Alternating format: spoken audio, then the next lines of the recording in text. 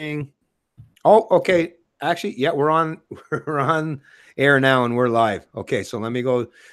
I guess I'm gonna have to go back to the old dealing with it now, Matt. So I'll just take a few minutes to see if anyone's in the chat or kind of actually, yeah, we don't even really have to say anything until someone's in the chat. So I'm just gonna share this here now. We're live.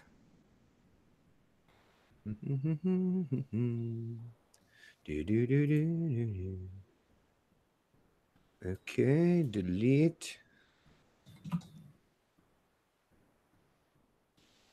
Okay, reload.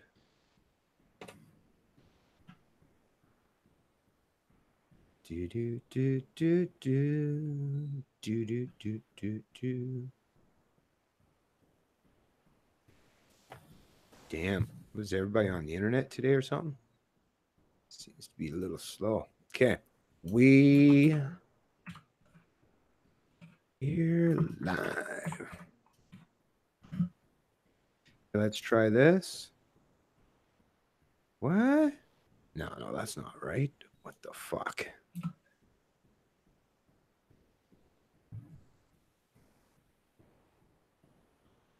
Share, copy. Oh, there, now I can hear me. Okay, so now I think we're getting somewhere. Okay.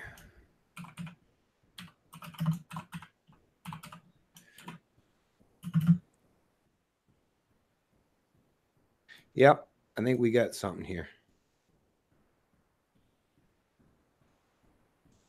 Okay, let's see. Post, publish. Yep. Okay, that looks okay. Ah, shit. Now I got to get rid of this one too, though. That's a fucking bummer.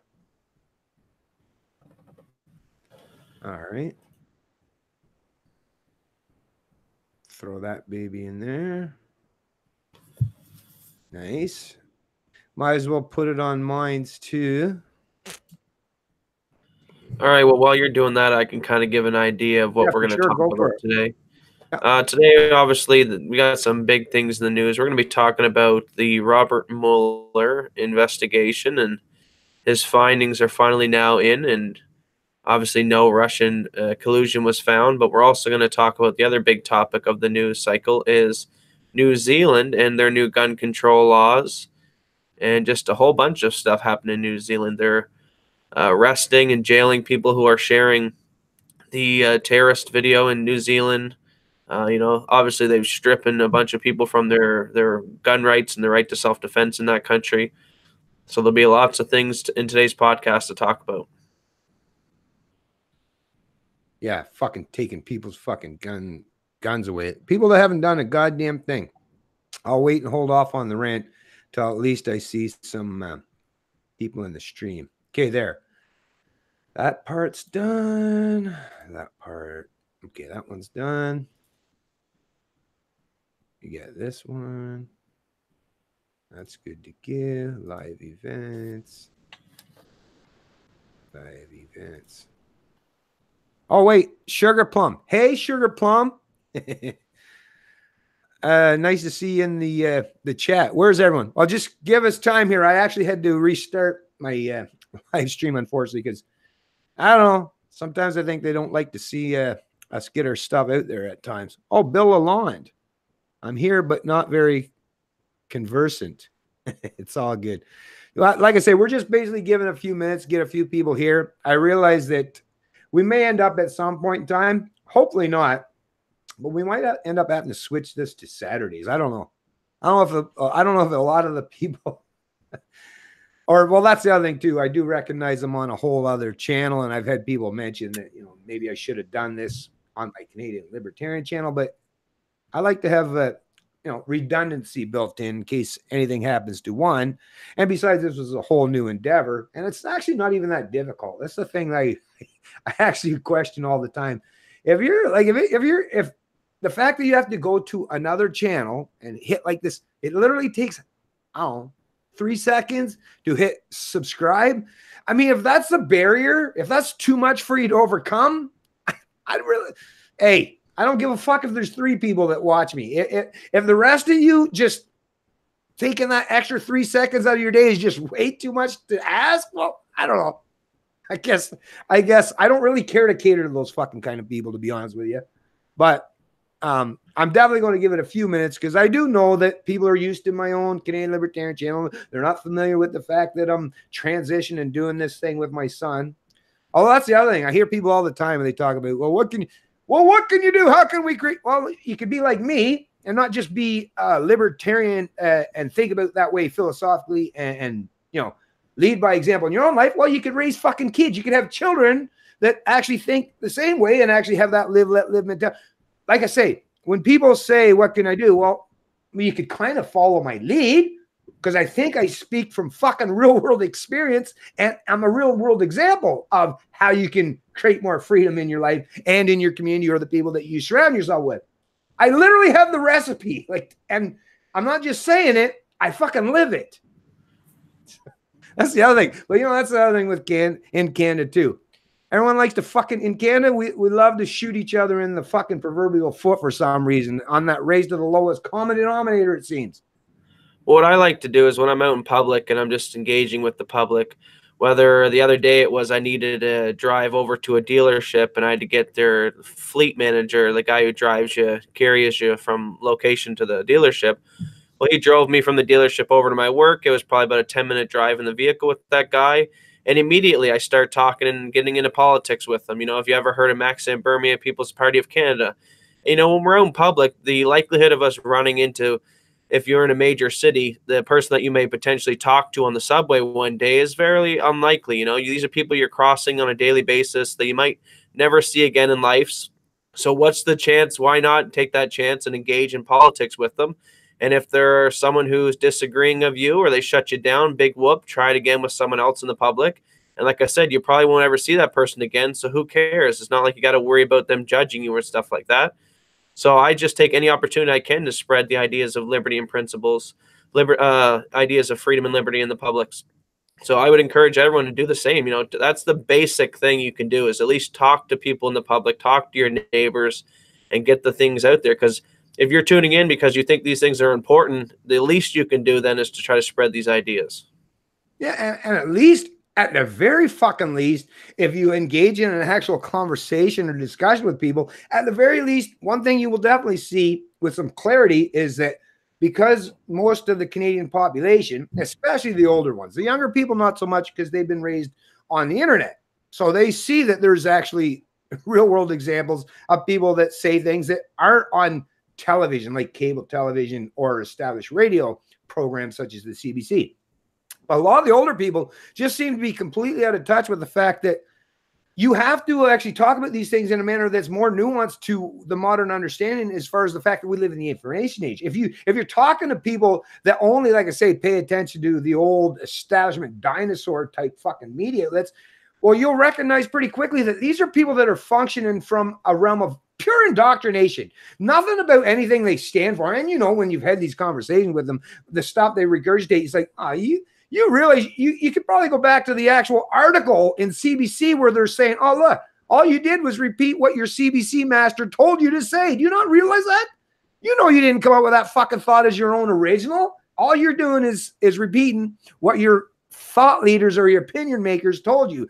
That's, to me, like, I don't even ask people, you don't have to agree with me. But at the fucking end of the day, if you watch my video, whether you agree with me or not, at the end of the day, I guarantee you're going to at least have some questions in your mind that wasn't there before you actually watched my video. And that's the best thing that we can do is at least get people to start talking about and conversing with this. Because like I said in past videos, the days when I was growing up, it was pretty easy, I guess, for those who wanted to rule over us to play this game of don't ever discuss politics or religion. I heard that so many times. Now that I'm an adult, I realize, oh, of course they didn't want you to talk about politics or religion, because if you did, then you'd get into these areas where you actually have to start thinking about things. And let's be honest, most people don't really want to think.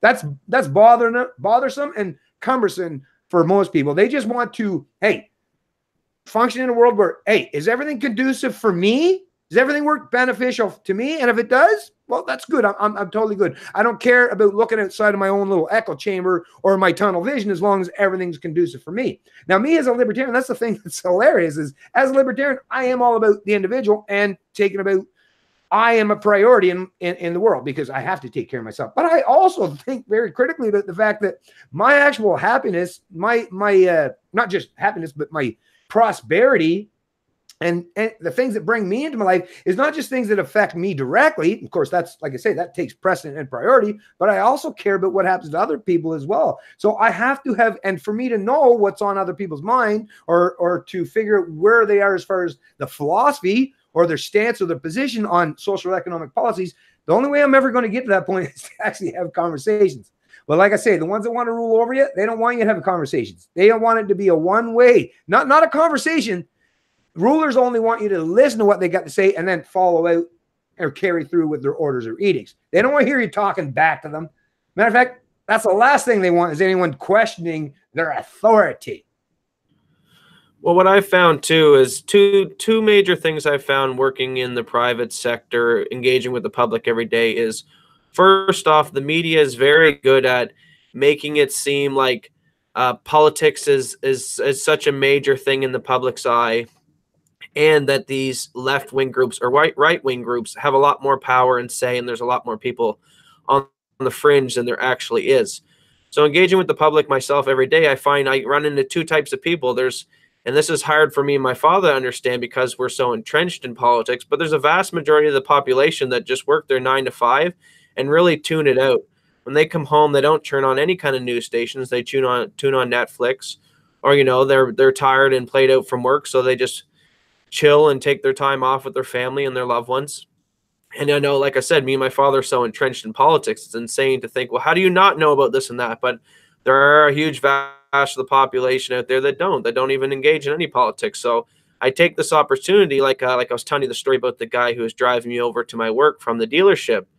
And, when I asked him, politics and stuff, he wasn't that type. He didn't really engage in politics. He just works his 9 to 5, go home, enjoys his time with his grandkids and stuff. He might catch a newspaper or a CNN piece here or there, but not really. So when I started engaging with this guy, who's not very politically awakened, I say things to him like this. Well, do you like getting more money in your pocket? Do you feel taxes are a little too high? Little things that people who aren't very politically engaged can at least sink their teeth in. And he started thinking like, yeah, I do get taxed a lot being a driver and stuff like that. And it would be nice to have more money in my pocket. And I say, well, Maxime Bernier wants to simplify the taxes. And I explained to him his platform and kind of perked his ears up. And he's like, I haven't really ever voted, but I might throw my vote to this guy then just for something like that. And then the other aspect, like I said, that the media is good at doing is making it look like people have more power and say than they actually do. So, let me give you another example of this.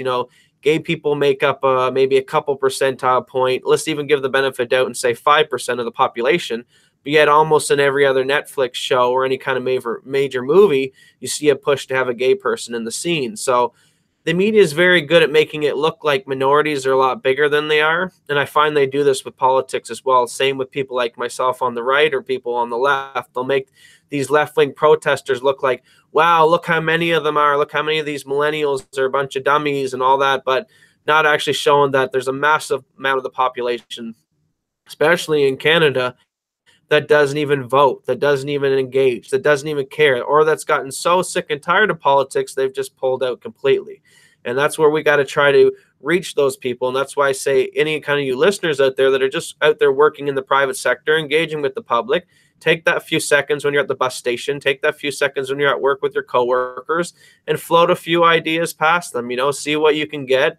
If you maybe get them on the taxes, maybe you can get them on the wars, whether you're right or left, I figure out on the spectrum where they're kind of at politically, whether they're not even a political person, and then I start pressing that. So if they say, well, I'm kind of a social person, I believe in helping people and having programs and all that kind of stuff. Well, immediately then I say, oh yeah, well, how are your thoughts on the wars and stuff? Do you support all these wars in the Middle East, the bombings and all that kind of stuff done by previous administrations? And, people on the left tend to be anti-war and stuff like that. They want to help people. They don't want to destroy their countries and stuff like that and leave war-torn countries.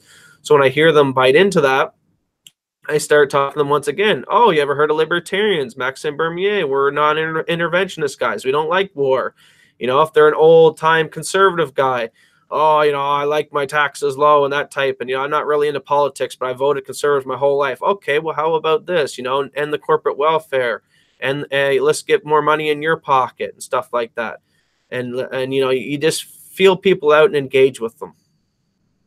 Oh, there's definitely an ideological battle for the minds of the masses that's happening underway. And anyone that doesn't know that, well, you just haven't been paying attention at all. You literally pulled your fucking head out of it saying, what, 5 minutes ago? And the thing that I find most, like, to me, it's just so profoundly blatant. It's like a big fucking giant neon sign flashing. And it's like the people that aren't noticing it, it's like, you really not see. It's right there. Look at it. It's all great big.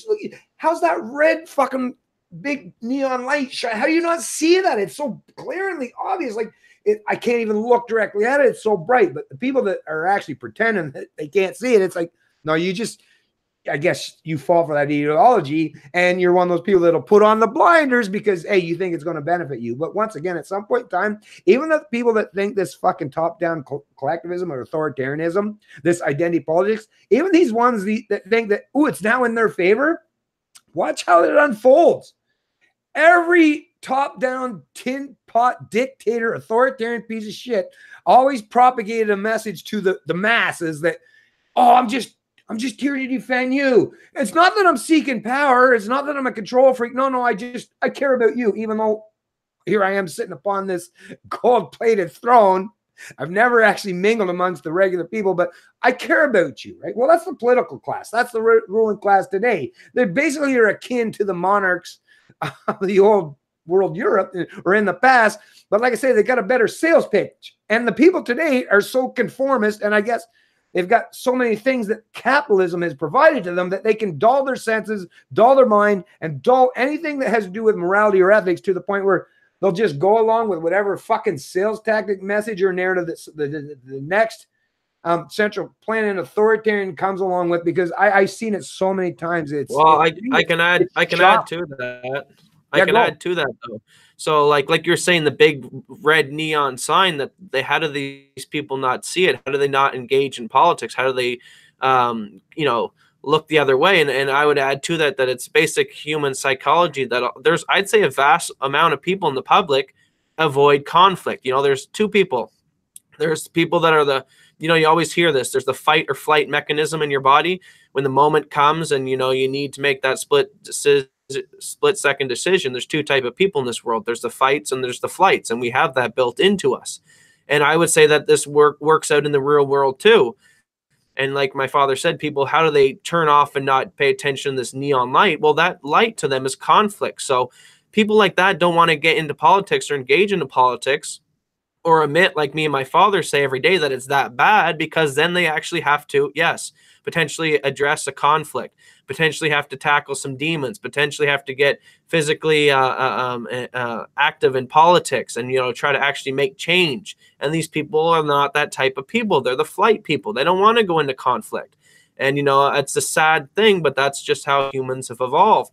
And then there's people like me and my father who are more of the fight, obviously, in that aspect, who would not run away, who would stand their ground and try to fight when tyranny's at your doorstep. There's sadly, like I said, there's not a lot of, or at least half of the population, maybe I'd say a lot more, are not that way. So it's hard for us as a person that has that mindset to understand their mindset the same way it is for them. They'd look at us and be like, why would you want to stand on the front lines, potentially get yourself killed, when we can run away today and fight another day? That's how they're thinking. It's always self-preservation.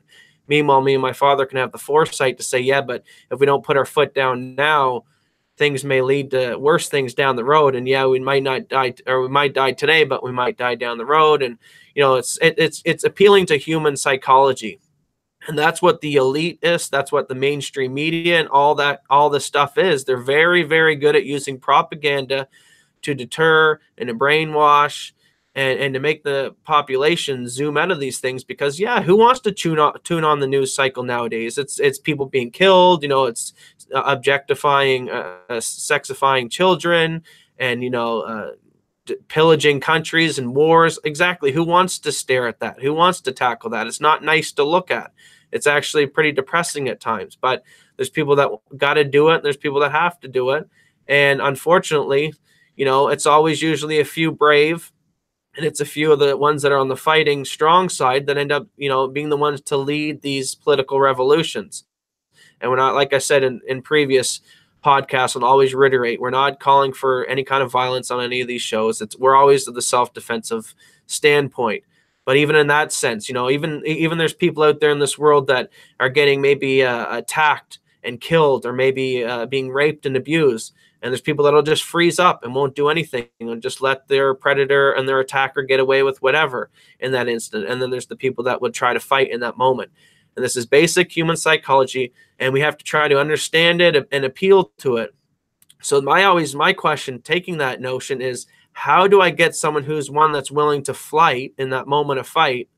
How do I get them to engage in politics, knowing that it goes completely contradictory to how their brain works? That's the question we should be asking. Well, to me, it's all about fuck revolutions. Just like if anyone that watches my videos, I'm not about revolutions, because revolutions, well, think about what the term means. Brings you back the same place time and fucking time again. I'm about evolution. And you know what? Rather than a revolution, like picture, let's use the example here of, the disarmed people, predominantly of France, right?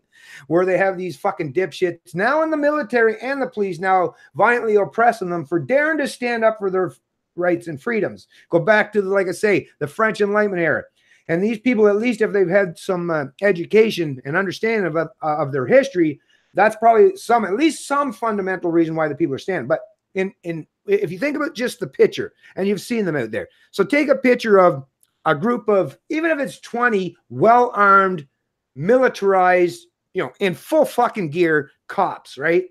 These riot police or whatever. And then expand that camera angle out to see that maybe 1,000 people that surrounds them. Do you really have to be violent towards, let's say 100 cops and 1,000 people? So 10 to 1 surrounded them. Do you really have to use violence towards that 100 cops if you got 1,000 people? You really don't. You actually just have to have those 1,000 people, or like I say, that large representation of the population that says, oh, you're not my fucking ruler. You're not my owner. And a matter of fact, if you keep pretending that you are, then we will actually at some point in time, there's going to be violent conflict here.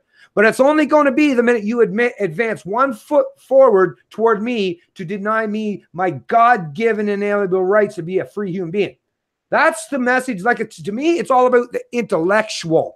Because if I can get my fellow Canadians' brains up to speed and understand what it even means, give them the self-esteem, give them the fucking ability to think critically about issues, that's all I need. I don't need any of you to pick up arms. I don't need anyone to fucking go out there, violently oppress or revolt or petition or protest. That's another thing. Fuck off with the petition and the protesting, for fuck's sakes. I don't know how many times I've seen these petitions being passed around. Do you see it working for you? Is it doing anything for you other than wasting a whole lot of people's fucking time and a whole lot of fucking areas where we could spend this time expanding on things, like I say, what I'm talking about? But I mean, you do your thing. But like I say, I have one thing I've learned. I know what the fuck is productive, and I know what actually works, because I'm a problem-solving kind of guy. I've been that kind of guy my whole life. But some people think that they just keep repeating the same shit over and over again, that they're going to get a different result. Well, we all know that's the definition of insanity. But what I do know with a 100% certainty is, if in Canada, I'll just use, like I say, I live in Canada. So I'll just use the fact that we have 37 million people in Canada. If those people in Canada that care about their individual rights and freedoms, who gives a fuck about how they identify on the political stage, right? But if you care about your own, I don't even give a shit if you care about mine. But if you care about your own freedoms and your own rights, then the onus is on you as an individual to stand up and show solidarity with me, because like I say, I'm not asking you to defend me. I'm asking you to defend yourself. At the very fucking least, most human beings should have something in their psychology that tells them they should be willing to stand up and defend themselves. What I am scared of is the conformity and the complacency of so many Canadians that are seemingly unwilling to do so. But what I recognize is they just realize that the shit hasn't hit the fan yet. Now we're still in the realm of rhetoric, and we're still in the realm of rhetoric. So for the central planning types or the authoritarians that think that, oh, well, the left's still dominating everything because, look, we haven't seen any reactions from the right other than what? some yellow vesters or some protests or what? United We Roll convoy to Ottawa. So they're thinking that, oh, we're emboldened now because it doesn't seem like they're going to step up or escalate their ability or their willingness to defend themselves. Maybe they're really conformist and they're willing to just let us do whatever the hell they want. Well, you authoritarians, you control freaks, what it is you're relying on the fact that actually most people in Canada, most people in post-Enlightenment era Western societies actually think critically about issues, even if they don't know they do. But they do. Why? Is because they've had enough information provided to them that they do, even if they don't understand they do. So the left or the people that want to take over things, even like I say, the Brexit, what it is eventually you're thinking that you can just keep moving that goalpost because you haven't seen the reaction yet. But what you don't understand is people like myself or my son or people that are, strong, resilient individuals we'll put up with a lot of shit. But at some point in time, you got to recognize that if there ever comes a point where you've crossed that line where now your oppression is so overwhelming that all I have left now is to do whatever is absolutely necessary to defend my rights and freedoms. If you push me into that category, if you box me back into this little corner where now the only thing I have left is to violently revolt, don't think that the right-wingers, although I don't identify as left or right, I know some people do. That to me, that's politics. I don't. I'm not left or right. I'm a fucking human being. That's it. Not left or right, because I know left or right is just a way to divide us. But yeah, at some point in time, you're going to push people, like I say, it don't matter if they're left or right. Every human being has a breaking point.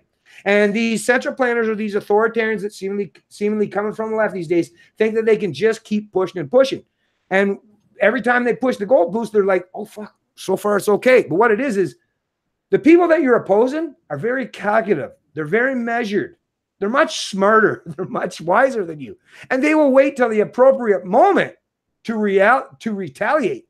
So it'll come at you like a shock, like it'll come at you and smack you up the side of the head like you've never had anything you've never experienced that in your life. I'm saying maybe you might want to slow down your authoritarianism because you're getting close to that point now. It's only going to be a couple fucking moves, and then you're soon going to get to the point where the people that you think that are just too unwilling or too incapacitated to stand up and defend themselves. No, not at all. Not at all. It's just, like I say, they're strategic. They're wiser. They're smarter. And you're just pushing them over that edge. And like I say, you're not going to benefit. Even, like I say, these lefties that are following through or carrying through with the narratives or the motives that their central planner and overlords are doing. Do you not realize that your central planner and overlords aren't going to be able to even protect your dumb ass when you get to that point where you've truly created some kind of massive civil conflict? You're fucked. And you probably know this. If you're one of these leftist dipshits that, scared of guns and need government to protect you, wait till you see what people that don't rely on government at all and actually do have guns and very well capable of using them. Wait till you've pushed those people far enough that they just no longer look at you as just their opponent, but someone that's their oppressor. Like I say, you fuckers that want to play the identity politics and the oppressor game, it's going to come back and bite you right straight in your fucking ass at some point in time. And I'm actually trying to tell you this as a warning, not just for me, but maybe to protect your own dumbasses. Because I don't even want to see these kind of civil conflicts or civil strife ever come to exist. But I do recognize that at some point in time, that's the only thing that's going to happen. If we continue down this road of this constant division of where these authoritarians, it's like, that bitch down in New Zealand, this prime minister, you disarmed, or attempting to disarm tens of thousands, ultimately hundreds of thousands of New Zealanders that have never done anything wrong. These are people that normally might even call themselves liberals or Democrats or somewhat left-leaning. But now you're saying, I'm going to take away your fucking inherent right to defend yourself because some other asshole did something towards other people. Now, what you're doing, actually, these are the people that are actually creating what they would perceive as extremists, although I don't call them extremists. You're creating reactionaries that are going to stand up in defense of their rights and freedoms because you're trying to take away their rights and freedoms. And then when you think that, when people are standing up for the freedoms, you get all shocked and outraged, like, how dare these people oppose me? Well, like I say, look at the bitch. Look at that New Zealander prime minister. Do you think that woman or the kind of lackeys that surround her would ever be a fucking genuine challenge to the people, the gun owners in New Zealand, if they actually chose, if they had the proper psychology and the proper mentality to stand up in defense of their right to bear arms and defend themselves? If those people actually got to that point at any point in time, Do you think her or even her lackeys in the police force would be able to overwhelm them? No, because actually a lot of her lackeys in the police force are people that own guns and are the people that would actually be completely aligned with the people that are trying to oppress or oppose. So like, to me, I don't even know how their strategy, unless, like I say, the only thing I've ever been able to conjure it up in my mind as far as these leftists, because none of them will talk to me. I wish I could get into their psychology, but none of them will talk to me because they're scared the fuck to death to ever do so. But the only thing I've conjured up so far is they seem to either have a fucking death wish or they love drama or they love to see violence. Well, one second. I'm going to put on my smart leftist hat here, and I'm going to turn into a leftist for you. Well, and I'm going to give you the inside baseball here. So I'm a high-end leftist, one of these elite politicians that have been raping and pillaging the class through the population through social welfare programs for centuries now. I have ran the countries up billions and billions and billions of dollars in debt. I've kicked the can down the road. I didn't let the financial collapse happen throughout history in the 80s and the 90s and the early 2000s and 2008. I did stimulus packaging and bailouts and everything, and put a Band-Aid on the bleeding wound of our economy. And I know at some point in time, this can gets heavier and heavier every time I keep kicking it, the national debt down the road. It's going to get to a point where the can's too heavy to kick down the road. And we're almost at that point. The economy's almost at that point. So if you're all these high-end politicians and these people that have raped and pillaged the people in these countries through these taxes, and you understand that at a certain point, very shortly, that can't be kicked, and this economy will implode, and we will have hyperinflation, and and the food stamps are going to come to an end, and there's going to be a lineup around the block when the welfare programs, the welfare checks get cut off. That time there's going to be a civil decay, and those people are going to be looking around and saying, "Who did this? Who got us to this point?" And it's going to be the people that were in control of the economy during these years, these politicians and that kind of thing. So if you know this and you're one of these politicians, these high-end, like I'm telling you here, they know this is going to happen. So they're freaking the hell out. They're like, well, before this collapse happens, we better disarm the population. So if they do decide to say, who the hell got us to the point where our economy's complete collapse, we have hyperinflation, we can't feed the children anymore. Well, they want to have the population disarmed during that, so they don't have the opportunity to revolt against people who did this to them. Also, well, I guess that's probably the main point of the disarmament, but also on another aspect to get into the psychology of how this is able to be done, because my father was like, how does it overnight a vast amount of New Zealanders just allow their rights to be violated like that? And, I've come to realize this with engaging people in the public as well, is people who don't own guns don't have that connection. So someone who doesn't own a gun, who isn't flexing that right, and then the government comes in one day and says, well, we're taking your gun rights, sadly to them, they're like, well, who cares? I don't have a gun anyway. I don't use that right. Guns are scary. I call police. And that's a lot of the population in New Zealand. I don't think New Zealand had the gun ownership the same way that they do in the United States. The same way in Canada, we don't have that gun ownership rates the same way in the United States. So I think the United States, why they're so more clinging to their Second Amendment, is because there's just too many people that own guns there. And once you own a gun and you're that person, you have that mindset and you realize, oh, I just got a gun over there in my safe and it's not getting out and it's not walking down the road and killing anyone. It's just a tool, like the police and the people who use the guns. Then they understand that, oh, guns aren't bad. It's people who commit crimes with them. So I think why these vast populations like New Zealand are allowed to have these controls come in and have no resistance is because sad part is probably a lot of New Zealanders weren't gun owners. They didn't take it serious. They relied on police majority of their life. So when the time came, they're like, it's not a right. We're flexing at the time. And they so freely gave it up. So, I mean, that's why I love countries. I think some of the Netherlands countries and stuff like that, European countries, I forget, the Scandinavian ones, who have a mandate. They all have to have guns, a mandate. What am I trying to think? Switzerland, that's how you keep people's gun rates safe. You allow all people to be hands-on with these guns. You'll even see these Vice documentaries and stuff where you get these far lefties or even CNN reporters, and once in a blue moon they'll go into like a gun range and just for the hell of it shoot a couple guns. You'll even see some of these lefties get a little excited, like, ooh, oh, but they're still bad, but I had a lot of fun. So, you got to get people engaged with guns. You got to get people hands-on with them, and then get them to be desensitized to the news, making them out to be so dangerous when they're actually just no different than a screwdriver in your toolbox. It's just a tool to a means. Well, when I see the disparity and the divergence in people's mentality, especially in Canada, as far as gun rights, is there's some people, like I say, obedient conformists. They figure that all I have to do, and actually it's a lack of personal responsibility, because that's one thing about the American experience and the American psychology and the American philosophy is not just standing against people that try to oppress you, but the only way that can happen is to assume personal responsibility.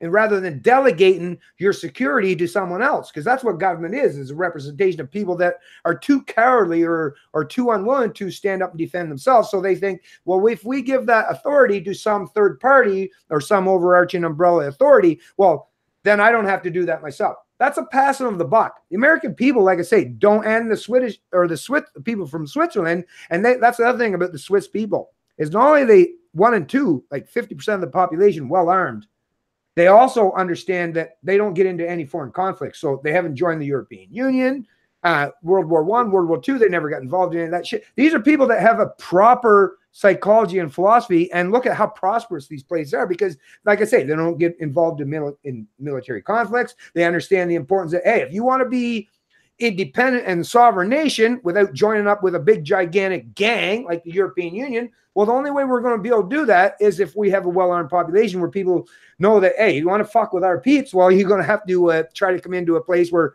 literally 1 and 2 people are armed and they know how to use it. So, like I say, these are people, and this is why I understand and respect these people, because these are the people that actually carry that same psychology and mentality as I do, which is walk softly and carry a big stick. I'm not looking to fuck with anyone. To me, that's the Swiss experiment, or even the U.S. experiment, is do your thing, propagate economic prosperity or social prosperity as best way you can. But if somebody tries to fuck with you, if King George tries to impose a tax on tea, and that's all it was for the most part, although there was a lot more to it, but at least be willing to defend yourself against any oppressive regime, whether they were people from your own kind, right? Because that's the other thing. People, let's talk about today. People talk about white identity or politics.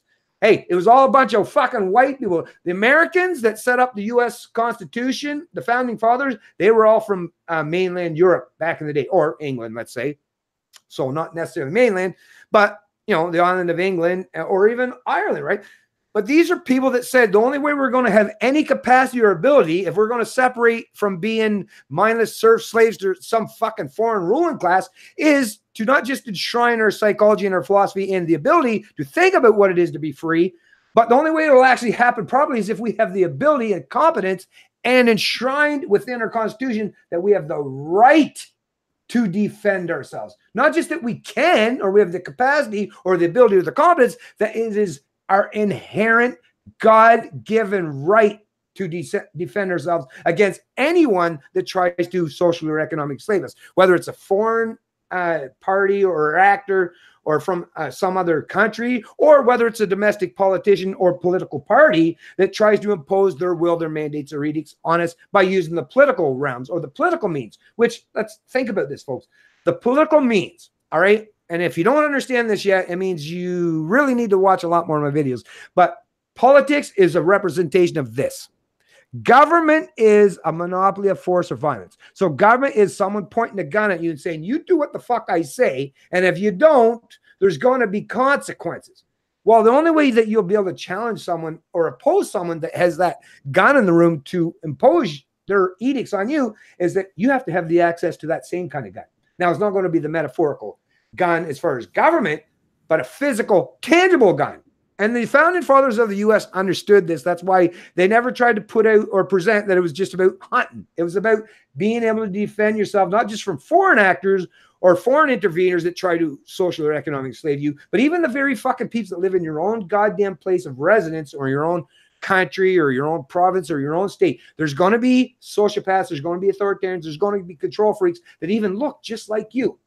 And the onus is on you to stand up and take that personal responsibility and hold these fuckers to account and say, no, you don't have any ability to violently or even through the threat of violence oppose or oppress me in as far as how I deal with people in my social and economic lives.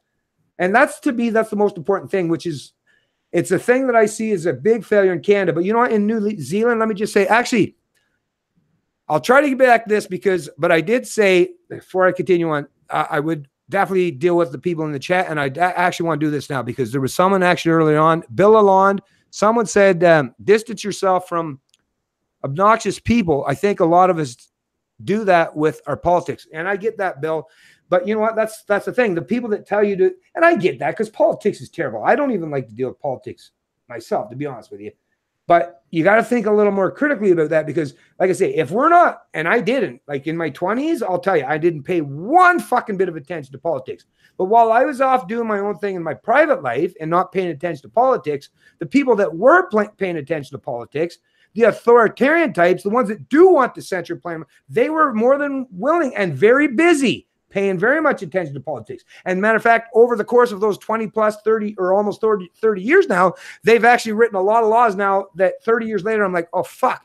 These bastards have made it so that I'm socially and economically enslaved to the point where it's even much more difficult for me to try to get out from underneath of it now because I didn't pay attention or wasn't rightfully or properly informed back in those days. So I'm not saying that people should delve into politics, but hello, when somebody, like I say, when somebody's running around using the political gun in the room, and they're threatening to use it against everyone around. Well, at the very least, I'm not saying that you should care predominantly about politics, but if someone's using that against you, well, if you want to defend your rights and freedoms, you better at least step up the plate and be willing to do the same. Because absent that, where we're just always going to be beholden to the ones that do. Because as much as we always wish, I thought this years ago, if I just avoid it, then hopefully it'll just go away. And no. I can't no longer avoid it. I can't close my eyes. I can't plug my ears. I can't deny the fact that politics does exist. In people's minds, they still believe that we should have some rulers that dictate and control every area or aspect of our social and economic lives. And as long as people still believe that, as long as they still believe in the religion of statism, and yeah, that's right. Those of you that haven't watched my videos for very long, yeah, religion, a lot of you people are like, especially the ones that are like, I don't know, Antifa types or atheists, or government is the biggest fucking religion on the planet. And if you don't understand what I'm saying, then like I say, look, just use religion and statism as the two search terms for my videos, or look to Larkin Rose or Stephen Molyneux or lots of them out there, and they'll explain to you, and you'll come to that shocking moment where, yes, you've been indoctrinated in a totally different religion, or you could call it a cult, and they call it government. You know, the old days, it used to be Protestant, Catholic, right? There used to be the religious institutions that had the most power over your mind. Now, those institutions have basically no power over your mind, and most Canadians recognize this inherently and instinctively, but they do definitely act out throughout their daily lives as if politicians are now their new thought leaders, are now their new moral leaders, are now their new priests and priestesses. And if you don't recognize that yet, then that tells me that you are still very much indoctrinated into the faith. And that kind of faith, like I say, that's the kind of faith that actually does have real world consequences and ramifications for us all. You know, God might smite thee, but I've never actually seen a big bolt of lightning, you know, handed down by God himself that has taken out entire populations. But I have seen governments do that, or heard of governments do that. Yeah, exactly. And like another area that I wanted to segue off to is like I was saying, the economy is the debt is being kicked down the road, and we're going to get to a point where this is going to come to a head. So right now, like my father said, it's all about divide and conquer. That's why you see the racist cards being talked now. You know, the left and right being played off against each other, white and black being played off against each other. It's all about divide and conquer and dehumanize. And, you know, I would encourage people to pick up a history book, because it wasn't that long ago that we had the atrocities in Germany where the Jews got rounded up, and you know, the Holocaust happened. And you know, whether you're someone who's a liberal or you're a conservative, you can both argue that what happened back then was wrong, clearly wrong, right? So, but what led to the population of Germany being mentally accepting of watching their fellow men, even if they were a different race, in this case a Jew, being rounded up by their government officials, being taken away. And at some point in time, the German people must have realized they weren't taking them away on vacations. Word would have gotten around that they were taking them away to be killed and slaughtered. And at what point in time during this did we never seen any kind of resistance majorly from the German people? There wasn't no massive civil war to fight for the rights of the Jews and to stop the gassings in these chambers. So you got to realize that there was a lot of propaganda that played a key role in dehumanizing the Jews so that the German people thought this was a totally moral and okay thing to do. You see this now being played out with right-wingers, MAGA supporters, alt-righters, and all that. We are being placed in that same dehumanizing category as the Jews were. And yes, I will make that linkage because, you know, a prime example is when you go to one of these protesting events and you have these swaths of leftists or these Antifas and these people like that, and you'll see a mega supporter, mega hat wearing guy maybe get arrested by the police and stuff like that. You'll see people cheering it. Get that bigot out of here. Get that racist out of here. And in a lot of cases, people wouldn't even care if they were taking that mega hat wearing supporter right into a concentration camp. You can go down to your local college campus and you can do a Mark Dice report or any kind of one of these people that just go and do on the spot interviews and just start asking some people, you know, would you think it's acceptable to take a racist and a bigot, mega hat wearing supporter, and put him in a re-education camp? I bet you'd find a lot of the population that would be okay with that. The fact that that's something that we can find in our population, that people have that mindset, shows you how far along the propaganda spectrum we are. And be very careful. They're doing it to both sides as well. The same with these Antifa left-wingers as well. How many of you, your MAGA supporting guys on the far right, would also look to an Antifa member and say, hey, I might be okay if my government jackbooted thugs took him away, roughed him up, and potentially got rid of him, you know? So we have to be very careful when we see us dehumanizing each side, that we don't lead to that mindset that it makes it okay for the opposing side to be taken away, rounded up, and killed. And I see that's what's being played out in the media right now. And you know, you got to be very careful with that. This is why the racial issue is a thing. This is why the sex is an issue. See, you know, all of a sudden in these last couple of years, it's, you know, men have being brought up as being terrible for victimizing women, you know, the Me Too movement. And then you got the racist thing with, oh, white people are holding black people down through the justice system. And then you got left-wingers and right-wingers playing off against each other, alt-right-wing people and Antifa far left. And you see this massive divide, and you see this, this is what's happening. We have to be very aware of the game that's being played right now. And it leads to a dangerous path. So just always be consciously aware that, yeah, I may not agree with the opposing side. I know I can't stand people like the talking points of the Young Turk, but I would never call or even cheer on the Young Turks being taken away and arrested for any kind of their speech and anything like that, flexing their rights. So as much as we hate the opposing side, always be wary and where your mindset is with how these people get dealt with in our current justice system. Yeah. Collective guilt is a tool of the tyrants. I'm just going to be referencing what Matt was referencing earlier. I'm going to actually be reading from the original quote, because that's the thing that people today aren't taking into account is, you know, of course they're going to go for the people originally. Now the central planners, the authoritarians among us, they're going to go with the people on the outer fringes predominantly and first. But at the end of the day, if you're not willing to conform or comply with what these authoritarians expect or require of you, then you are ultimately going to be, like I say, even if it's at the end, you're the one that's going to be held to the same standard as those that you see oppressed before you. And how that quote came about was back, like I say, and this was, I'm not sure if it was actually something that was said during the Nuremberg trials, but it was something that was very much dominant on the minds of the people, not just of Europe, but even in North America post the Second World War.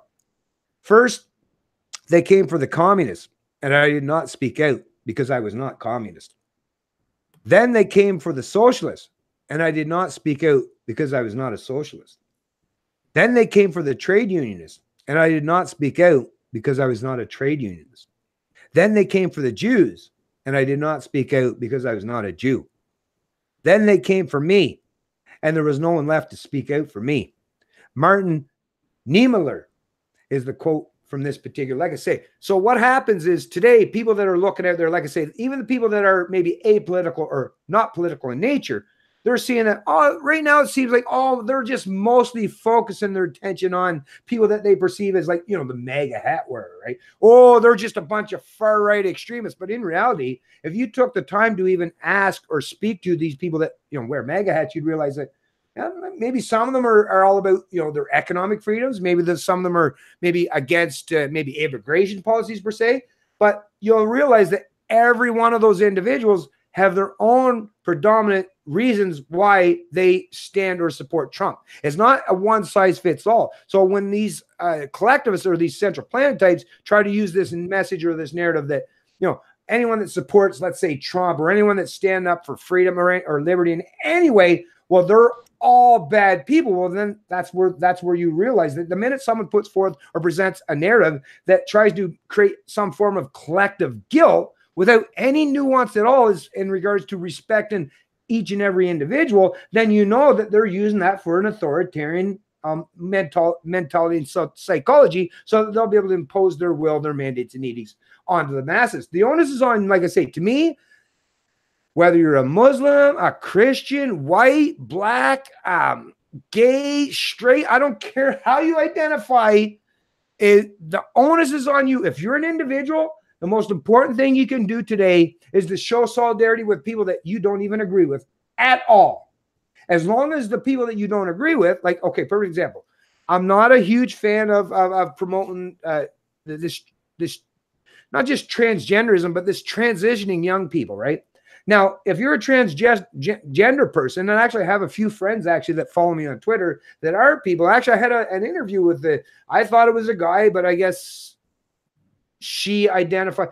But I've had conversations in the past with these people, and actually, if you talk to them as an individual, like I do, they will come around to respect and what I stand for, because they'll realize that I'm not trying to impose, even though I don't agree with you. As long as we can have some kind of verbal discussion or conversation where we can realize, hey, you do your shit and I'll do my shit. At the end of the day, all that matters most to me is, hey, you don't force fucking your stuff on me and I won't force mine. Hey, can we shake on that? Can we have an agreement that you do your thing and I'll do me?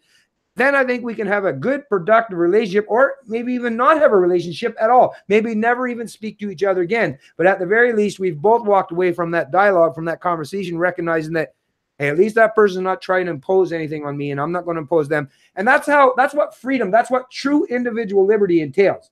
It means that you can do your shit. Like I've even said to people that are promoting collectivism or socialism or communism or fascism even. Hey, you fucking dipshits, as much as I think you're all a bunch of idiots for promoting collectivism and not respecting individuals, I'll even give you the respect and dignity. You do your thing. It's just that I want to be left to do my own thing. Don't force me to, like, socially or economically provide for you the ability to do your thing. You can do it yourself.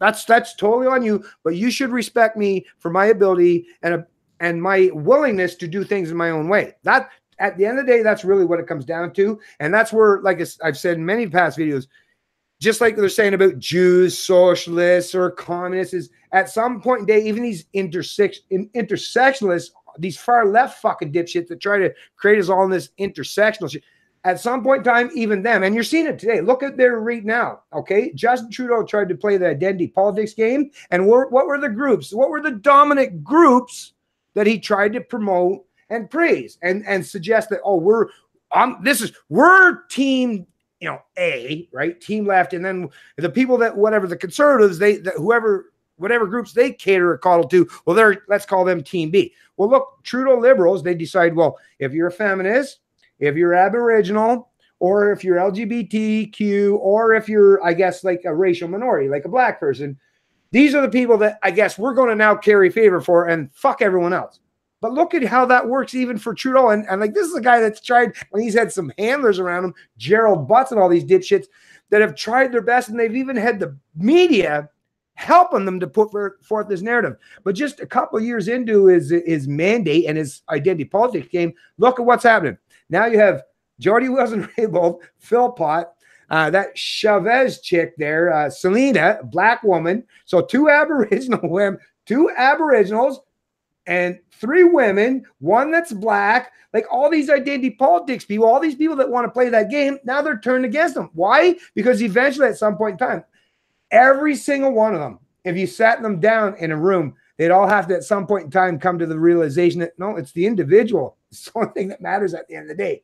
All this fucking identity politics doesn't mean shit until you've broken all the way down to the individual. Like I said, the intelligent people that created our Western societies, predominantly the philosophy of the Enlightenment era, these people understood this intrinsically back in the day. The fact that it's taken a few generations of people that are not being properly educated and informed, that no longer even understand or grasp this realization of this very fundamental aspect that you have to respect and promote the individual at the end of the day. The fact that they're now trying to play this identity politics game tells me that even though they have a lot of tools at their disposal to do so, and they definitely have a lot of power today, because they have the wrong ideas and their formulas will never work out properly, I know that we're going to win. Like I say, and it's not even me as if like I'm just part of some big collective, but anyone that stands for individual rights and freedoms, which is anyone that's thinking critically at all for these issues or even worrying about their own self-interest, at the end of the day, it's not that it's going to have to even come to violent conflict. The reason why I know that individualism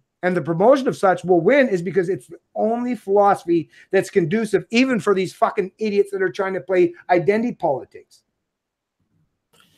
Yeah, and like I was saying about the fringes and how they're going to try to demonize the far of each political spectrum. So, you know, as much as we may hate people like Antifa, I'll give Antifa the credit in the aspect that they're willing to use all means necessary sometimes when they feel their rights are being violated. So you're going to see, like my father said, you're going to see the rationing down of each side. You're going to see the rounding up and arresting of the far fringe, who they'll label as white supremacist extremists on the right, and you're going to see the arrests of the Antifas and far people on the left, and then they're going to slowly bring that closer and closer until you get the passive resistant group in the middle, who's milk toast into politics and who doesn't any form of resistance. So, you know, they're going to pick on that.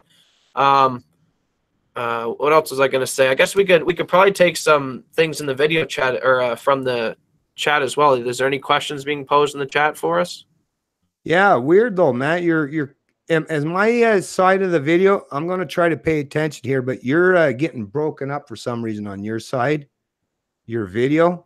You're hopefully. Well, it better not be mine because I was supposed to have fixed this problem. So hopefully, yeah, I don't know. It should be working. Okay, well, you look for a few questions, and I'll finish up with what I was going to say. So, one thing that I wish we could do in the spectrum of politics is, I wish we had someone like a Trump who could say, "All right, let's take all the things that we can agree on and get it accomplished." So, you know, as a libertarian, we can actually agree with both sides. So, I'm pretty sure even someone like a Cenk Uygur, far left on the Young Turks, can agree that bribery and money in politics not a good thing, that meddling wars in the Middle East. I mean, he's a Turkish man, so he shouldn't really be for all these wars, and he should be more non-intervention. Well, at least supposedly the classical liberal are. So, you know, I wish that we could do a list of all the things that we can agree on, that we can find a middle ground, the wars, the money in politics, and these things that we have a similar aspect, a similar belief in, and get these things done and passed and accomplished. And I think that's what Trump is kind of good at doing. He's good at kind of appeasing both sides, but he's got to be a bit better at that. You know, we got to get the wars ended, and we got to get the money out of politics. You get the money out of politics, we're going to clean a lot of this mess up. But have you got any questions from the chat yet? Yeah, I'm just going to bring because I don't know, I tried to take my video off when you're talking, because for some reason, like I say, you're freezing up on me. I'm not sure if I am. But anyway, so yeah, Sugar Plum. Guys, I have found, actually, yeah, do that, Matt. Turn your video off when I'm talking so that hopefully we're not using too much. I don't even understand. Maybe it's just a busy day for the internet, maybe. Guys, I have found that some people are just sitting back and letting the rest of us stand up for the rights. Holy fuck, Sugar Plum. You're damn right about that. How do you make them understand they need to also stand up? Well, that's the thing. as an individual, like I'd say that for my own, actually, I could probably even let my own son answer this question is if like when I was raising them, well, how do I teach my kids to be personally responsible? Right. Society is the same thing. It's like I say, my son is an individual, like just a human being like the rest of us. And how did I affect and make sure that he held himself to a particular standard and was personally responsible? Was to not fucking cater or coddle them, not to constantly give them this so I don't know the people you're talking to or referencing, but if I was like their parent or a friend or a relative, a neighbor or someone, I'd be like, no, don't fucking rely on me to do everything for you. I'll do my best. I'll help you out as best I can. And if I realize that you're striving to try to learn or achieve something, I'm always going to be willing to help you there in that area, in that regard, if I can, if it's anything that's under my power to do so. But no, at some point in time, you have to pick up the fucking mantle and become a responsible adult yourself. That's the only thing that's going to matter because, like I say, the more people we create and place into the realm where they think psychologically or philosophically that, they shouldn't use force or government as the ultimate means to the end, then, like I say, we don't have to play politics. We don't have to use authoritarianism. We don't have to threaten people with guns. We will actually have a much better culture of people if you just give them the proper incentive to stand up for themselves. Government has literally destroyed people's personal responsibility. Everyone thinks now they'll just rely on either government to do it. So now I guess when they see people like me coming up, they're like, oh, well, I'm so used to everyone else taking up the mantle and doing everything for me. Well, hey, now that I see that even though I care about freedoms and liberty myself, well, yeah, but that'd be a lot of work for me to do it myself. And hey, look, there's Bennett. He's doing it. Matter of fact, he's doing a good job. And fuck, he's even doing it for free every day of his life. Well, I guess I don't have to do anything. Well, no, that's not that's a terrible way to think. Because what about the people in your own family, in your own circle? Now that this is the problem. It's that reciprocal effect. So if you're one of these people that don't want to assume personal responsibility in your own life, well, the people that you surround yourself with, whether it's your kids or your neighbors or your coworkers, now they're going to see, well, this person don't want to hold themselves to any kind of standard in any way as far as stand up and defend their freedoms. Well, why the fuck should I? I guess we should all just place that power in the hands of politicians. Well, look where that's brought us to. That's a fucking terrible thing. Like, to me, and Jordan Peterson is one of those people that today, the one thing I'll definitely disagree with him on some areas in some regard. And I get why some people are frustrated with him these days, because he doesn't seem to be one of those people that are willing to go as honest about things as I am. I get it. But that's the thing. This is a guy that had to function in academia, right? He's had to function in the priestess class of a Western academia. So what do you think he's going to rip off his cloth tomorrow? It's going to take him a little while to get out from underneath of that stuff, even though I'm sure he at least understands it somewhat. But yes, when there are people like those of us out there, I've basically accepted the fact that I have to be personally responsible. And the only way that I'm going to help propagate that, not just in my own life, but to the people that surround me, is I have to lead by example and hold them to the same standard. That's, like I say, that's why when I look at there today, and I don't want to just toot my own horn for the sheer fact of praising myself in any way, but I mean, look, I have one son here. I have two sons, and both of them, even though the other one doesn't really get necessarily into the politics stuff, but he writes music that's very positive, very inspirational, and very about giving people self-esteem and being personally accountable and responsible. Like I say, and my wife is the same way. She's pure free market lady her whole life. She believes in traditional family value. Like I say, just if you lead by example, that will propagate throughout the kind of people that you surround yourself with, just by sheer fact that they see that that's a good model. That's a good philosophy, because they see that it's beneficial and they see that it's rewarding to them, right? So that, to me, is just lead by example and holding people to a particular standard, and stop allowing them to make excuses or some kind of reason why other people should be able to pick up or should be out there doing all the work and taking all the responsibility while they sit back and rest and reside on the residual effects of all the hard work and effort that we put into it. No, hold them to account and say, no, if you want your freedoms, and if it's not even just for you, maybe you might have a kid someday. If you want your kids to be free, then the onus is on you to make sure that you carry through in your own personal life and even in your economic life, that you're conducive with the kind of liberties that you stand for, so that you'll see that it works best. Because if you show people best practice methods, then they'll see that that's a good strategy. And the ones that reject it, well, they'll fail. The ones that accept and embrace it, they'll succeed. And then once again, it's just reality as it unfolds. We'll see that this is a good way to do things. That's a bad way to do things. Yeah, so I think we should also try to talk a little bit about the Mueller investigation. I guess that was released on a nice, quiet Friday. You know, they always release big news, things like that, of course, on a Friday when everyone's not going to be tuned into the news cycle. So, yeah, obviously we all knew it was going to happen, but no Russia collusion, or we would have that information by now. Now, of course, we're going to hopefully get this report released to the public so we can all dive into it and see what's going on. But it just goes to show you that you know, all the mainstream media, this was their thing, right? It was all about, oh, the Russians colluded. That's why Trump's even in office, was because thanks to Vladimir Putin. So it's going to be pretty funny now that, you know, they made Mueller out to be their man, their guy. He's going to do the right thing. You know, he's the best person to look into Trump. Now even their best man has looked into Trump and has found nothing. And what I'd encourage all the viewers now to do is, when Monday comes around, you know, it's probably going to be the big talk. It's going to last a couple days. The Mueller investigation will be in the news cycle, but it's not a win for the mainstream media. So I think what you're going to see happen is, be very careful to see some kind of thing happen in the public, maybe a Jussie Smollett type thing, or hopefully not something worse, to spin the news cycle and pivot it off the Mueller investigation and onto this new whatever the thing they come up with, because obviously this is a big blow to them.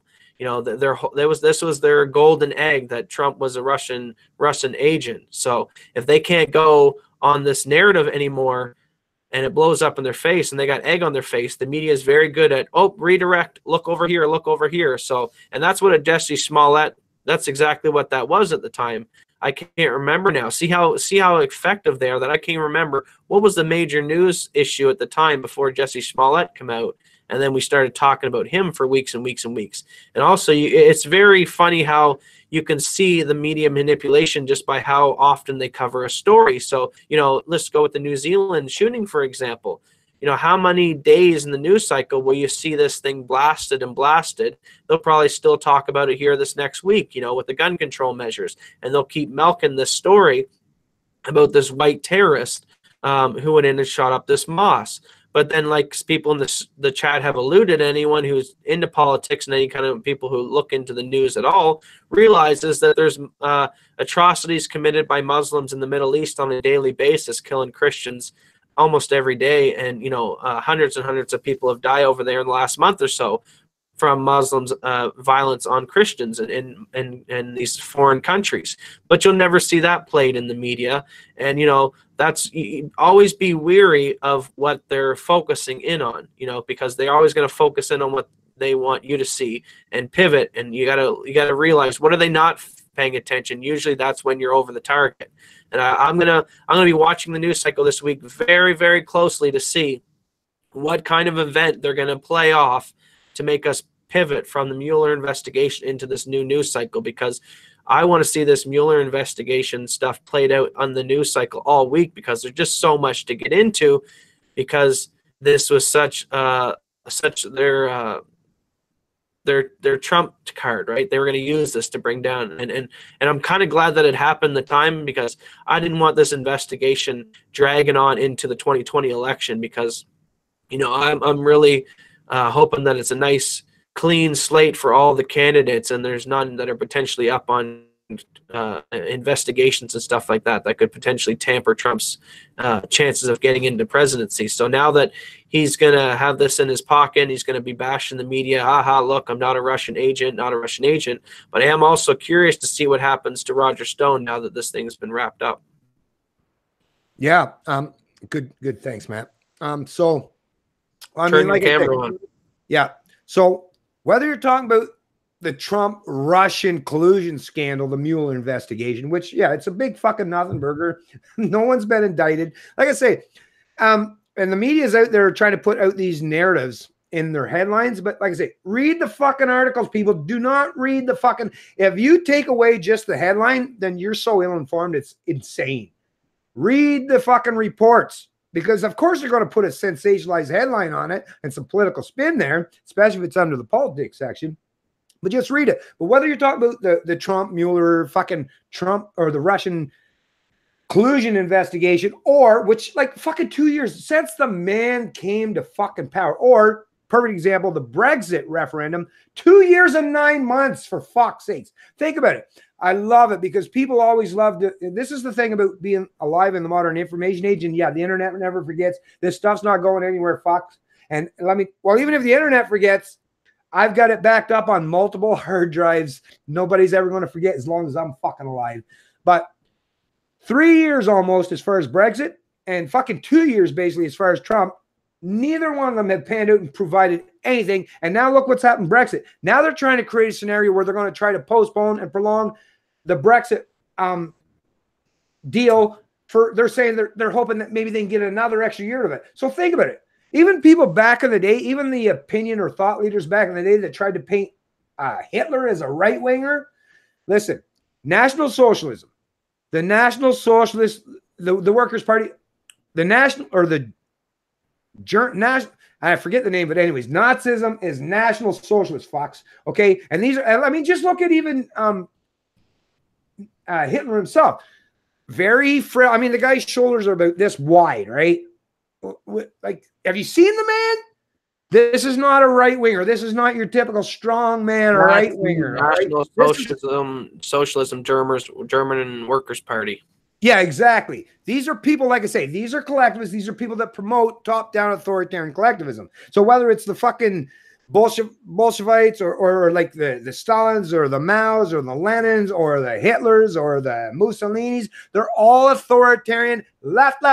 People that want to use the state as a means to an end. These are people that, like I say, collectivists. Even if you don't want to play the identity politics game as far as left, right, these would definitely be collectivists. And that would not be anyone that would be conducive today. Because today, the way the media tries to present life left and right is left is I guess, liberal, right? That's the way they try to present it. And right is supposed to be conservative. No. None of these no conservative actually stands for collectivism if they're a proper conservative. Because a conservative properly, based on that definition, is all about limited small government, right? So, and social and economic, or at least economic freedoms. So no, these socialists or the National Socialists out of Germany or even Mussolini, these people, they were all left. And if you look at today, even if you don't want to believe me, right? So let's forget examples of the 20th century, you know, during the 30s or 40s or 50s, or even through the Cold War era against communism, you know, whether it's under the communist regime of, like I say, Stalin or any of that, or Lenin or any of the ones all the way up to Gorbachev or any of these people, like the representatives. Actually, Gorbachev probably was one of the few people that tried to get them out of that. But anyways, all of them, if you think about it, today represent people that are on that left side of the spectrum. So the people that are the big proponents of Remainers, the Remoners as we call them, think about it. These are the people that promote, you know, authoritarianism or collectivism, and they don't respect sovereignty. These are people that want to be part of a gigantic bureaucracy that they call the European Union, right? So these are collectivists. They love collectivism. And like I say, the people that are proponents or should I say opponents of Trump, once again, they're all about having big government. These were the people that loved like Obama or people that you know, were carrying through with their big forms of social policies or implications as far as collectivizing large portions of their population. So who the hell is the true authoritarians? Is it the right wingers? Who the hell? First of all, tell me who the hell that are right wingers today that are out there as far as conservatives that have so much power. No, what I'm seeing today is it's all collectivists, and the collectivists are the ones that normally, think about it, leftists or collectivists or your Bernie, right? Your Bernie acolytes, they all talk about democracy. Even Bernie, he's like socialist democracy or democratic socialism, right? It's like fucking oxymoron, first of all. But I mean, even these, well, actually not in a way, because they are kind of collective ideologies. But think about it.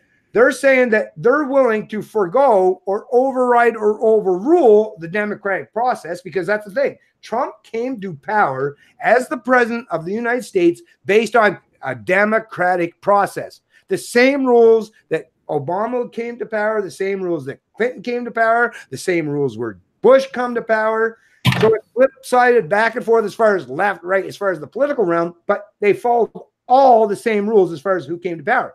But the minute Trump came to power, which was someone that didn't promote collectivism, whether it was left or right collectivism, is now they all have a hate on him.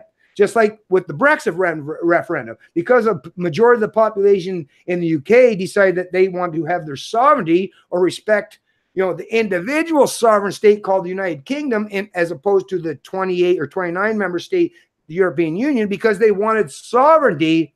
It's the collectivists that have the vitriol and hatred that's being presented towards them. So like I say, you don't have to agree with me as far as how I present things as far as a political narrative in regards to collectivism versus individualism, but just look out there and how things are unfolding in the modern world. You don't have to go back to, like I say, Hitler or Stalin or Mao or none of these fucking dipshits. Look in the real world today. Who are the people that are using violent means and measures or tactics to oppose people that stand up for individual rights or freedoms? It's the leftists. It's the collectivists. Because like I say, collectivists are the ones that they seek to deny inherent rights and the individual as the sovereign and try to make you as you're just supposed to conform to the greater group or to the collective. Well, the religions in the past used to do that. But like I say, the modern state has taken on its own form of cultism or religion. And now they are your new thought leaders. They're saying that you still have to conform to our overarching collective ideology and sacrifice any of individuals that oppose it. So like I say, even those of you that are on the left side and are atheists, you're still falling for that same dogmatic collective religion. The only difference is they figured out a better way to sell it to you so that you'll suck it up hook, line, and sinker.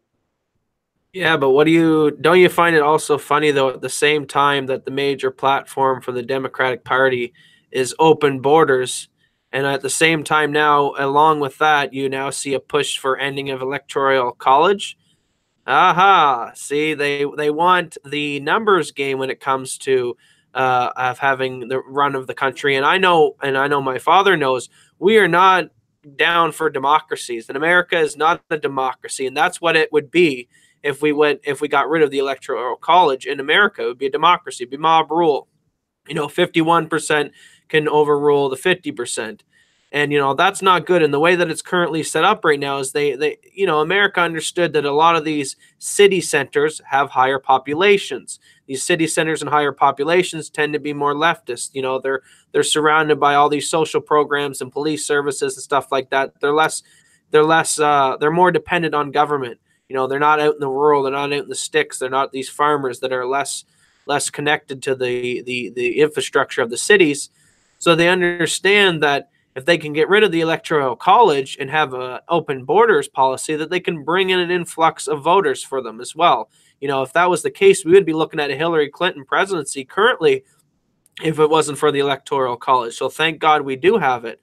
And America is not a democracy, and either is Canada. Well, Canada kind of, but in America, definitely, it's a republic. It was set up in such a way that they knew that so that these massive city centers cannot just overvote all these rural centers, because America before had a small subset of the population spread all out in the countryside, when a lot of the population was also, though, in the city centers. So they wanted everyone to be able to have their say in the matter, people from the country and the people from the city.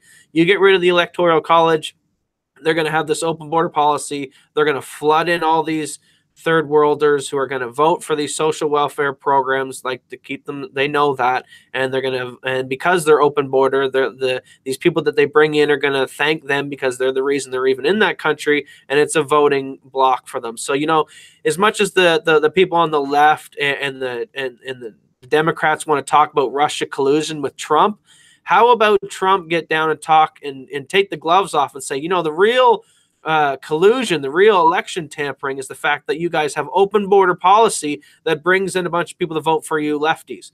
That's the real election meddling.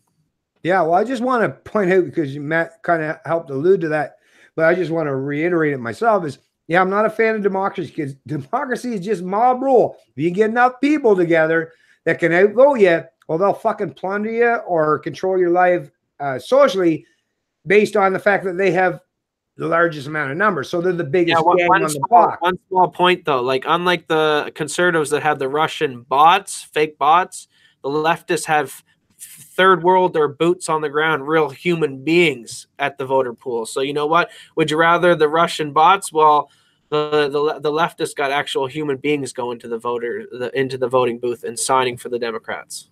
Yeah. Well, no, but to me, what I'm trying to allude to is when I was talking about what I was alluding to earlier is the proponents of democracy. Like I say, I'm not a proponent of democracy. I'm not a believer of majority rule. Like, in my family, like if 3 out of 4 of us decided we want to steal from Matt, I don't believe that that's legitimate, even if we all agree to it and we've outnumbered them, right? Sorry, I don't believe in that bullshit whatsoever. I believe in respecting the sovereignty of the individual. But what I like to do is hold the proponents of democracy. Well, that's what the left presents today, and that's what they've always done throughout history, is predict, well, we're just all about democracy and giving people the voice, right? Although we know that's, like I say, what I do is I use their own political rhetoric, just like religious dipshits. I love using their own rhetoric and their virtue signaling against them, because the minute I recognize that you're not even consistent in your moral messaging, you better believe I'm going to fucking throw that shit right back in your face, and it's going to fucking stick, because I know goddamn well what I'm talking about. But these people that are big proponents of democracy, like I say, down in the U.S., like the Democrats, hello, they're fucking even called Democrats. So democracy's their big thing, right? So the fact that Trump was elected and voted in democratically based on the Republic way of doing things, and the reason why the Republican way of doing things allowed, like Matt was alluding to, allowed for the electoral college system is because if you just went by sheer population size, well, then New York State actually, take New York State and California, and they could basically just run rickshot over the rest of the 48 states for now and in eternity if they just wanted to use their voting population. But the founding fathers realized that no, if we're going to have a big gigantic system set up with a whole lot of different sovereign states, because they understood the importance of the sovereignty of the state, is, well, if we're going to give everyone equal representation, that means the people of Nebraska or the people of Ohio or the people of Indiana should have equal representation. That's true equality. It's not equality of outcome. It's just equality of opportunity as far as having a voice on the political stage. Once again, I still don't believe anyone should have any voice to socially or economically enslave me. But if you're going to create a form of democracy, the way the U.S. set it up was where every state had equal opportunity and equal ability to sway the political discourse in their country. That is true equality. But like I say, the Democrats, they like to make it about the popular vote, because then they could just take the votes from California and New York and then fuck the rest of America. How would that be anything remotely resembling genuine democracy? That's the thing. These people like to talk about they promote democracy, but at the end of the day, what we're seeing time and time again, Brexit, the Trump election, is they can't stand democracy when they're on the losing side of that equation. What it is they'll only promote democracy or praise democracy when they're in the majority. When the majority is turned and pivoted against them, well, now all of a sudden they're like, fucking majority sucks, man. Pussies. Yeah, so I'm going to read a question here. So we got at Liberty Hunters Podcast, what do you think about using leftist bullshit against them, such as making sanctuary cities for gun rights and unborn babies' lives? Now, I've always said this too, that, it would be great. And even if we could convince the left that, hey, you have one state and you can do your socialist experiment over there. We'll take a state and we'll do the capitalist experiment. We'll see what happens. It would be a great idea, but here's the problem. It's great in the moment. In the moment, we will get our freedoms, and they'll go get their chaos is what will result, But here's what plays out down the road. If you could get in a time machine and go ahead in the future, you're going to have, let's use California and Texas as a prime example. California does their own thing. They go fully Bernie Sanders socialist, and, they go hyperinflation because they can't afford it. The debt goes through the roof. Their socialist programs crash. Now there's a bread line. People are starving. And you got this state that's right next door, thriving, doing very well, capitalist, bunch of millionaires, billionaires, country doing well. You're obviously going to get an influx of people who are going to want to jump the border, who are going to want to come to your country and survive, because, their natural human instinct is to try to survive. when starvation kicks in under these socialist programs. And that's what you're seeing with Venezuela right now, with a bunch of people fleeing Venezuela and the migrant crisis down there. So your theory is great in theory, that it would be great in the moment to do an experiment like that. But down the road, you're going to have literally women and children rushing across the border and just trying to get into your capitalist society because their socialist one has crumbled. And at that point, what do we do as libertarians? Do we turn the women and children away and say, nope, sorry, your socialistic programs got what you deserved, go starve to death? And maybe some people make that decision, but that's a hard one to let go by. And there's going to be a lot of the population who are probably going to set up, refugee programs in the libertarian society and say, all right, well, we told you it wouldn't work. So come on in, enjoy our capitalistic benefits in our capitalist country. We'll take care of you and we'll get you into our culture. And then what happens? They seep into culture. Their leftist ideology tries to brainwash and say, oh, the rich are corrupt. And we end up doing the cycle, rinse and repeat. And that's what we're happening. I mean, just look right now at Texas as a prime example. You see a bunch of Californians and stuff like people who live in Texas all the time, say that Texas is no longer a red state, that it's slowly turning blue because of all these people from California and these liberal states who are now fleeing and coming into these Republican states who are doing better economically. So, it sounds good in theory, but there has to be a way to address the root of the problem, which is the thought pattern to thinking that socialism actually works in the real world when it doesn't. So how do you get these people to believe that? Because unless they believe that, they're just going to come over here and spew their propaganda and type of shit, and they're going to try to get in power. I guess you could say that the capitalists should be on their toes and just not let those type of people and ideologies seep in to corrupt their politics and take over one day. But, we get lazy, we get too comfortable in our positions of power, and then evil comes and seeps in. And that's the biggest problem in the world is, well, good people are just trying to enjoy their lives and sit and chill and hang out with their friends and family. Evil is working day and night, never takes a break, finding any way to take advantage of people and to screw people over. And they're very one thing I would give people who are of an evil mindset or of an evil heart is they're very good at linking up with people who are of that similar mindset and colluding together to get their agenda completed. Whereas people on the libertarian aspect, we're individuals, and because we're individuals, yeah, that's right, we're not very collective mindset, that we don't come to each other's aid so quickly, or we're not very good at coming into an organization collective to be able to fight any kind of tyrannical resistance, because we're so spread out and sporadic and we think individually. And I would say our individual mindset is our greatest strength, but also our greatest weakness. Yeah, I actually totally agree with you, Matt, on that. And not only do I agree with it, but I've actually been thinking about this fundamentally for a little while now. And I'm actually glad this question was brought up because, like I say, I love to stay above the fray. And at the end of the day, strategy is what matters most, right?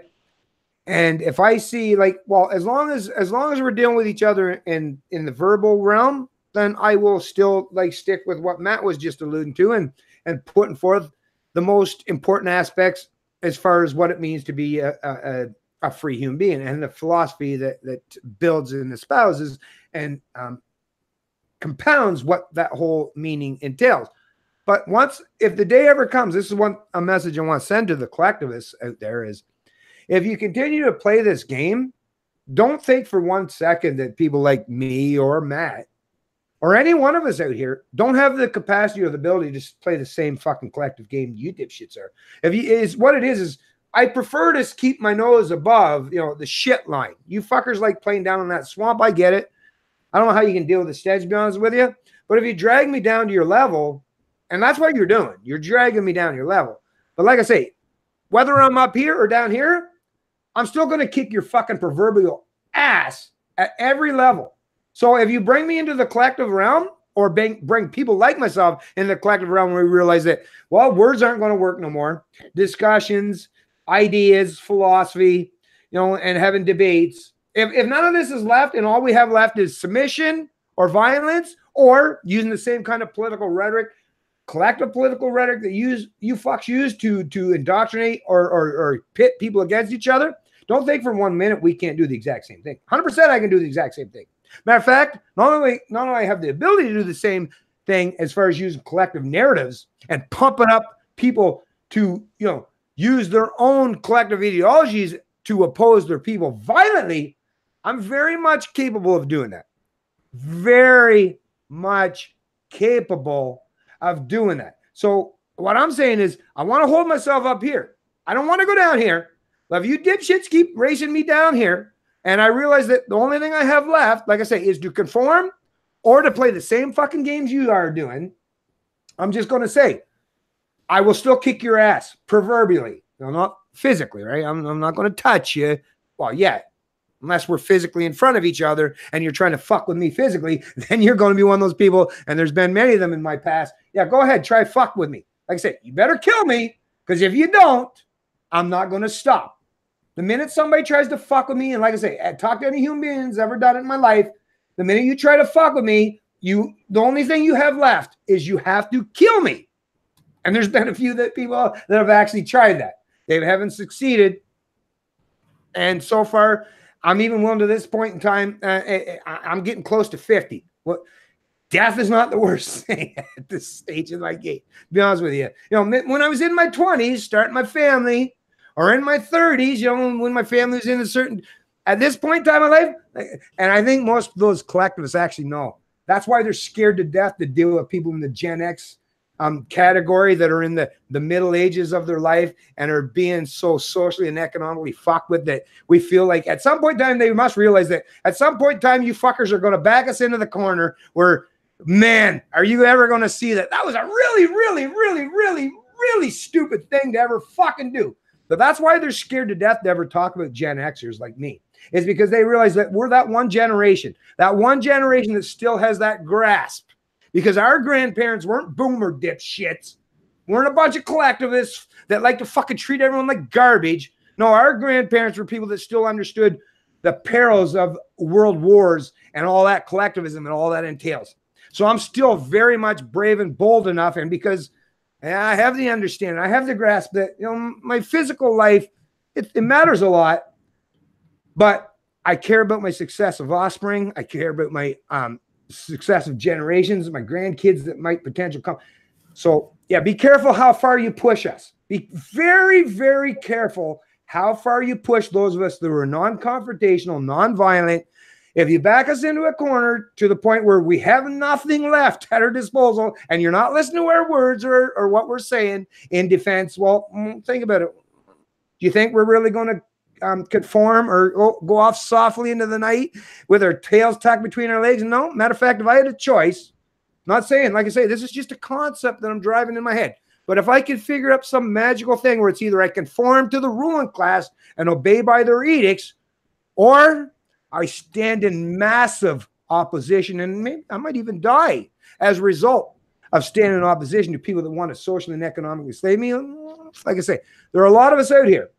Not a majority, but enough of us out here that, given the choice to be a fucking slave, to live on our knees or die on our feet, I'd rather die on my fucking feet.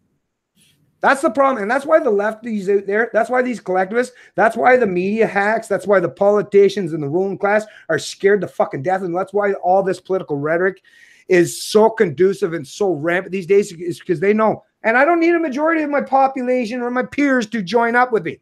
All I need is a very, very, very, very tiny minority of my peeps that have the same capacity, competence, and willingness to stand and defend their rights and freedoms. That's all. Because I know what I'm up against. And matter of fact, 100 to 1. And I could probably do better than that.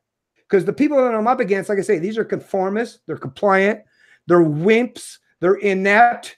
They need government to protect them, so they have no ability to defend themselves for the most part because they think government's going to do it for them. So like I say, keep enticing, keep escalating, and see how that works out for you lefties or you fucking proponents of big government. None of you dipshits, well, look at how even World War I and World War II, how did it all end? It was the West, right? It was the United States predominantly, because the European nations themselves couldn't do fucking shit. Because why? Because they were playing the collectivist game, right? But it was the United States that's all about the individual. And the individual has a really, really strong psychology and a good philosophy and something very, very important and fundamental to fight for. So that's where the incentive structure relies and resides. And that's why people are scared to fucking death. The reason why they want to take out the U.S. and the founding fathers' understanding the philosophy of the Second Amendment is because they know the entire 7+ billion people on this planet rest and reside on the fact that either it's individualism, the U.S., and the American experience, and the psychology and the philosophy of individual liberty against collectivists. But every time they've ever tested us, and there's been 2 times in big, gigantic world wars where they've tested individualists against collectivists, and who's won every fucking time? Huh? Like I said, it comes down to incentive and competence, and collectivists don't have either. You know, like you were just saying, it comes down to America being the leading example of individualism. I'd always wonder why, no matter where you go around the globe, people respect and admire not the political spectrum, but the cultural aspect of America. You know, you can even go to Iran and a lot of these foreign countries, and they even watch American movies and listen to American music and really enjoy the culture. And I know one thing also I watch on YouTube, not only do I watch political just stuff, give me 1 second there, okay? Yep. Sorry, hold your train of thought. I just want to answer this Slavey McSlaverson, because he always puts comments on all these people's poems. And it's like, why the fuck this is a guy that likes to listen to Alex fucking pussy ass fucking Van Ham too. Hey, Slavery. He says a comment is, owning a gun for the purpose of self-defense disqualifies you from owning a gun in Canada or New Zealand. Hey, Slavery, your name fucking actually suits you. Those of us who aren't slaves, you guess what? You know how much importance I put or place in the opinions or the rhetoric or the edicts of my owners or the people that pretend they are? None. I don't give a fuck what they say. All right? Why would you even think that I give a shit? Oh, my political master said I should disarm myself to be good little slaves. Like you, what? Slavery McSlaverson? No. That's the thing. You might want to fucking avoid and get away from dipshits like Alex Van Ham and the idiots that still play this collective game, that are still catering and coddled to what fucking collectivist Islamist dipshits, because he realized he has no real tribe to turn to. You know why? You know what? Like I say, the reason why Alex Van Ham and all these dipshit collectivists or these white is because they're like searching for a tribe and they're never going to find that tribe because they're fucking idiots. Because no one actually truly, well, I mean, a very small minority of people would ever want to align with idiots that want to play this stupid game. No, stand in defense. Hey, instead of saying, oh, we're not allowed to have guns. Hey, Slavery, I'd like to see your comment say, who gives a fuck what my political master says? I actually have the balls and courage to say that you're not going to conform to your ability or your capacity that you think you have the ability to remove my own capacity to protect myself or defend myself from oppressors. This is why people don't listen to idiots like these collectivist dipshits or why you cater or coddle to all these different. I don't care about your opinion, all right? Because people like you that think from this thing like, oh, well, our masters told us this, so I better obey it. I don't really give a fuck about your opinion, all right? And I'm just going to be honest with you here, because I've seen that you've been in the feed and you like playing these games where you think that you're just going to, no, you can't. Listen, if you care about fucking rights and freedoms and liberty, or you don't, slavery, all right? So don't fucking keep trying to play both sides of the fence all the time. If you want to go and join up with dipshits like Alex Van Ham, then go there and stay the fuck off of my goddamn fucking page or on my channel, because I don't want nothing to do with you losers, okay? I think you're all a bunch of fucking losers, to be honest with you. I'm just going to be, like I say, this is what I do. And I know people get pissed off at me for it, but this is what I would fucking do even with my own fucking family, my own fucking peeps. If I think that you're playing from a fucking role where you're trying to take advantage of people or playing games, I'm going to call you out every fucking time. And I know I've caused a lot of people get mad at me for the fact that I do this stuff, but just listen, go the fuck away, go join up with your collective dipshits, go play your stupid games and think that you got some tribe that's going to support. But you know what, at the end of the day, I don't have no respect for you whatsoever, because you've shown me time and time again, you have fucking no principles, you stand on nothing, which means you'll fall for anything. Well, I know. Sorry for the rant, Matt. But this fucking dipshit really, no, this guy's a fucking, really, the guy's an idiot, because he likes to play the game from every angle. Like, what the fuck, man? Really, what the fuck is wrong with you? Well, I already see early reports. Now, they have some time to hand their guns in, but I can already see that a vast majority of New Zealanders are not running in doing their gun buyback program. So there's quite a few actually right now that still haven't even handed in their guns yet. So, and I imagine a lot of people won't hand in their guns in these countries. And yeah, to what my father said, just because overnight they passed a law that now makes something illegal doesn't mean like you have to obey it. And people would say, well, you may face the risk of 10 years in jail. Well, you know, people that founded America face the risk of tyranny, being hung at a noose, and, you know, a gunshot in the middle of the forehead. So, you know, with freedom comes responsibility and risk. And, you know, back to my point, though, that I was saying, that I was asking about the Middle East and how they have a real love for American culture. I always wondered to myself, though, if all these countries around the world can look at American culture and admire it, how come nobody stops and thinks, then why don't we mirror that culture? You know, how is it that people in the Middle East can look at the American culture and envy it, but then still live under such oppressive regimes? Why that never made much sense to me. But it's also why when the Israel question comes up in the libertarian circles, I'm actually leaning towards I'm pro-Israel. And when I say I'm pro-Israel, it's not that I'm in favor of these people or that people. I'm in favor of countries that look more and more libertarian or more free than ones that are under dictators and authoritarian regimes. So obviously, let me use another example.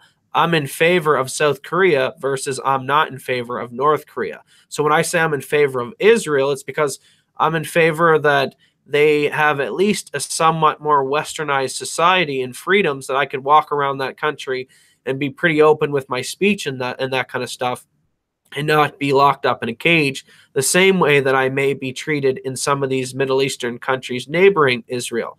So it's not a pro-Jewish thing, because I know in the libertarian circles there's this connection with white supremacists and pro-Israel and negative Israel, and people are against the Jews. I don't get into the race thing like that. Like I said, it's all about principles for me, and principles should rule and be the first way to determine if a person's good and moral, his principles that he adheres to, not the skin color. So when I say that I'm in favor of certain countries and cultures, it's not because of their race. If their race predominantly seems to show up more in the countries that I support or not, it's just because it seems to be these certain cultures and countries seem to adhere more to my libertarian values. So I'm in favor of that.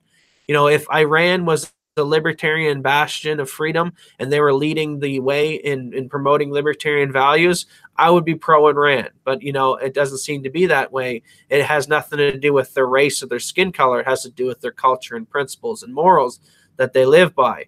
And, you know, like my father said, be careful to get caught up in the whole race and division, because that's just another tactic being used by the ruling class to manipulate and divide us. So I don't want to fall into that bandwagon, because when you get into the race differences and all that kind of conversation, to me, it's all kind of subjective. You know, as a human being, I can't live and breathe underwater unless I have some kind of tools and mechanical devices to help me do so. But a fish is adapted to that environment and can breathe and live underwater. So is the fish superior in the environment of living underwater than a human? I guess he is.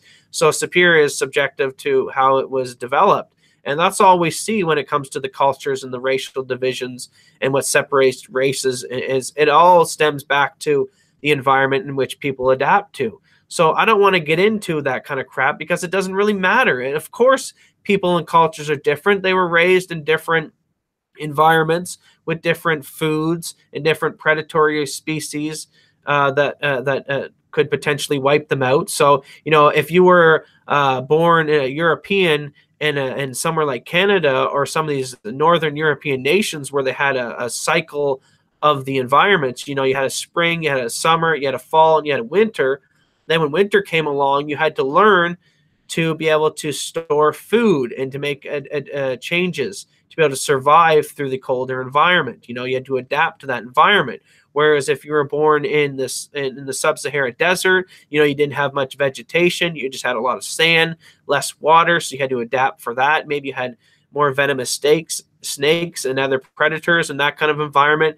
Or maybe it's the Amazon, a thick jungle with heavy predatory species around you that could wipe you out, anacondas, and poisonous spiders and frogs and all these other type things. Whereas, like I said, if you were in a northern European environment, maybe your top predator was a bear or a few other things, but you didn't have these differences. So that's all you see when you look at the racial question, you know, when people have this conversation. And it shouldn't be a bad thing to have this conversation. I hate how even if you have the conversation of differences between cultures and races, nowadays people are so quick to label you a racist. There's no ill intent from these conversations. There's no looking down at anyone when I have these conversations or thinking anyone's better than another person. It's understanding that they came from different environments and they adapted differently to these environments, and that's what's made them culturally differently and physically differently, you know, and that's all it is. That's literally, you know, that's why black people tend to be more athletic in some areas. You know, there's always these stereotypes that we have in different cultures, and you know, to the most part, a lot of these stereotypes have some truth in them. But we don't want to generalize people. It's more simpler to just stick with moral principles how to lead a society, because moral principles to me are like math. You know, it's either right or it's wrong. You know, it's either right to do these things or it's wrong to do these things. 2 + 2 = 4, or it doesn't. You know, there has to be a scientific method to be able to figure out things in life. And there has to be a scientific method we can use through moral principles to determine which is the best way to live and coexist with each other for the most prosperity, for the most freedom, for the most well-being for each individual person. And I seem to think that the people do the best under freedom, being left alone, to be able to do their own, live their own lives, as long as they're not violating these very few principles to keep things somewhat moral, so we don't have just moral decay in society and no rules and people just doing things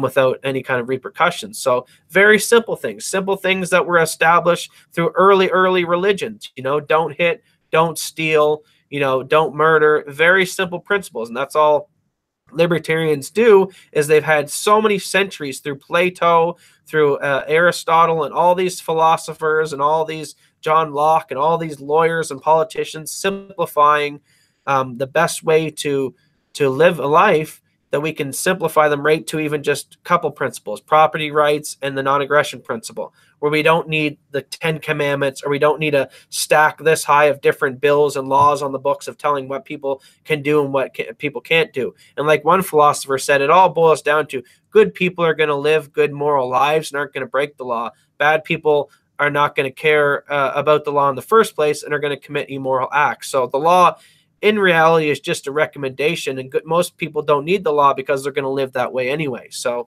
I'll hand it off back to my father if he wants to chime in any of that. Yeah, well, it goes back to the old expression, you can't legislate morality, folks.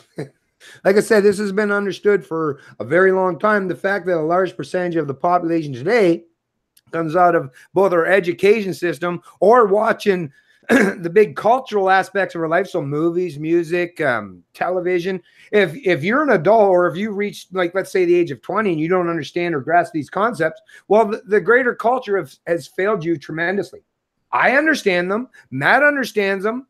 Like I say, it's the onus is on us to reciprocate all these intellectual endeavors or understandings in regards to what it is to be a free human being. If you're not passing and reciprocating that knowledge onto your successive generations or your peers, people you work with, your friends, well, then they're going to be the ignorant dipshits that might vote to socially and economically enslave you out of their own ignorance, not because they're malevolent in any way, maybe just they're ignorant. So the onus is on you, like I say, to help educate and inform them. Anyways, I want to, sorry, Matt, and you did a great job, by the way, lots of great points, but this actually response I see, well, Slavery McSlaverson actually offered a comment that basically ties up exactly what I was referencing and basically proves my point.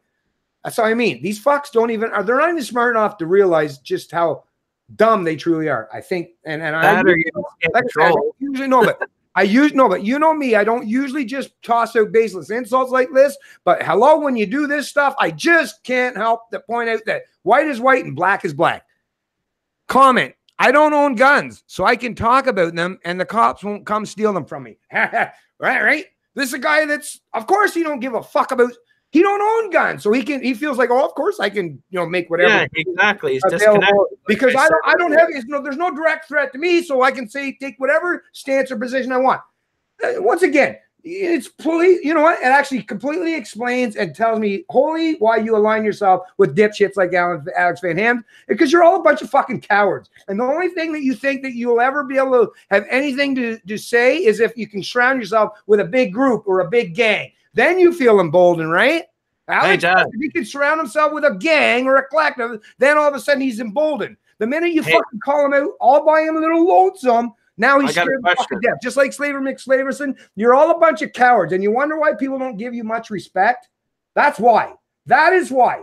To get respect, to gain respect, means you have to show that you're principled, not just for catering to the collective or the gang or the group. Means that even in your own fucking little world, like I'll tell you right now, Slavery, if anyone ever come to take anything I have away from me, anything away from me, if you try to steal anything from me against my fucking will, yeah, whether I get you today, tomorrow, next month, next year, or you better believe you're going to fucking suffer some consequences for taking anything from me.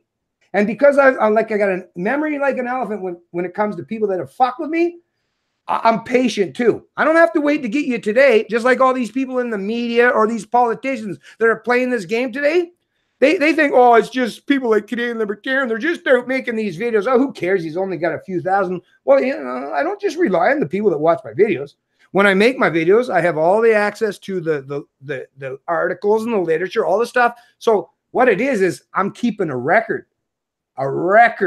And it's not just, like I say, not just uploaded on the internet for a whole lot of people to see, but I keep backups and redundancy. So at some point in time, just like the Nuremberg trials, like these central planners, these authoritarians that think they're just going to get away with everything they've done for the last 20, 30 years, they're sadly and pathetically mistaken. Oh, you're going to be held to account at some point in time. It's just that the smart ones will hold you to account when it's conducive, when it's proper to do so, or when it can be done. I would never try to go to the Superior or the Supreme Court of Canada to hold these political actors to account when I realize that the people in the Supreme Court have been appointed by the same political actors that are trying to oppress me. No. I know that's not going to work. Like I say, I'm fucking much smarter than the average bear. And the sad part is the stupid people don't even recognize smart people for the most part. They think that we're all equal. That's the problem with collectivists, is I think some of them actually believe in their fucking stupid little cranium that we're all actually equal.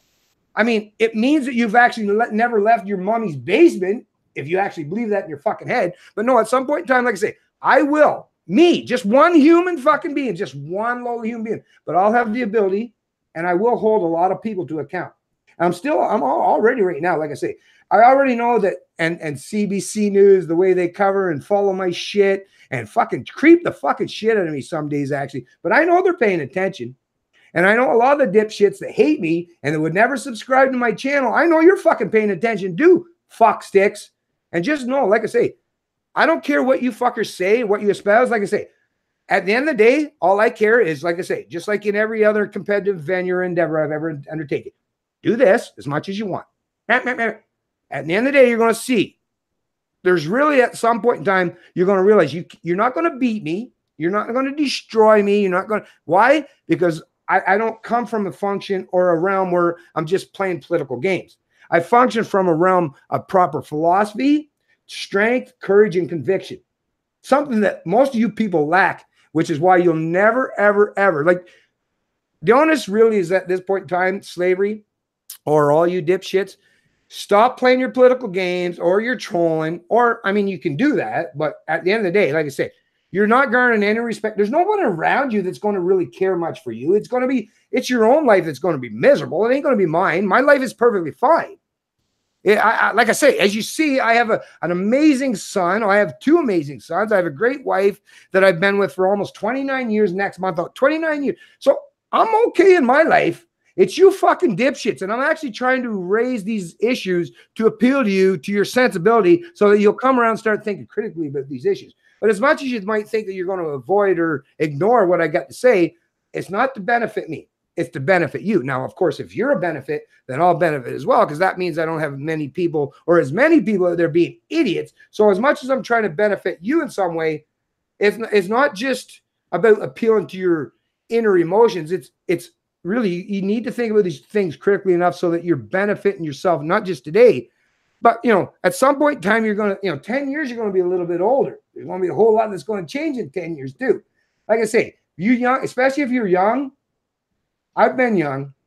I was smart when I was young and I was intelligent when I was young, but I've definitely recognized that, 10, 20 years later has definitely added a whole lot more knowledge and information into my cranium. So I would never try to measure myself 20 years ago to the self I am today. And maybe you should start thinking about the fact that, and show a little humility for who you are today, for who you might be tomorrow or next month, next year, next decade.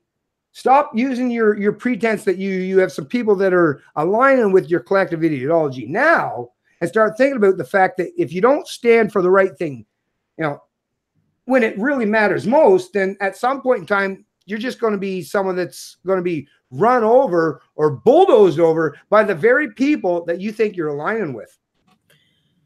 I think slavery is just trolling and messing with you, though. So I don't know. He's a fucking dick. No, but I don't even understand people like that, other than that you must have one hell of a miserable, lonely life. I can't even imagine spending my fucking Sunday trolling someone that's insult me, doesn't give me any respect for it. Why would I even? What actually sounds like people that are big proponents of government. You have some Stockholm syndrome. You like to be abused, right? You like to have this weird confrontational relationship. To me, like I say, these people are very, very strange. And what it is part of me, I guess, kind of feels sorry for them, is because they're a product of the goddamn education system that have failed them so fucking severely, or even some of these dipshits out there today, because I recognize some of them exist today to do. Like people like, well, once again, I hate to even bring the guy's name up because really, like I said, I shouldn't even, but that try to play like as if they stand up for Western values, or I'm not even going to use the name actually, but you can't play the game of you stand up for Western values or libertarianism and then constantly 90% of the time talk about collectivism or identity politics. What the fuck? Like I said, slavery, all you dipshits that think that you're going to play both sides of that fucking game, it's not going to happen. At some point in time, you're going to have to pick. Either you're a collectivist or you're fucking someone that stands up for individual rights and freedom. Either you're a sovereign individual or you're someone that wants to enslave themselves to the greater group. And I get it. There's a lot of comfort enslaving yourself to the group. But once you've joined up and enslaved yourself to that group, remember the kind of people, think about the kind of people that you're going to be enslaved to once you've joined up with that group. You've seen the kind of people that function in there, right? You've watched the chat section of the kind of idiots that follow the kind of idiots that you follow. All right? So either you choose to align with them or you choose to align with people that stand for liberty. Stop playing those fucking games where you think you're going to have both. Because I won't allow it. Either you stand for principle or you can get the fuck out of Dodge, because I don't like, that's another thing. Actually, I'm going to bring this up right now.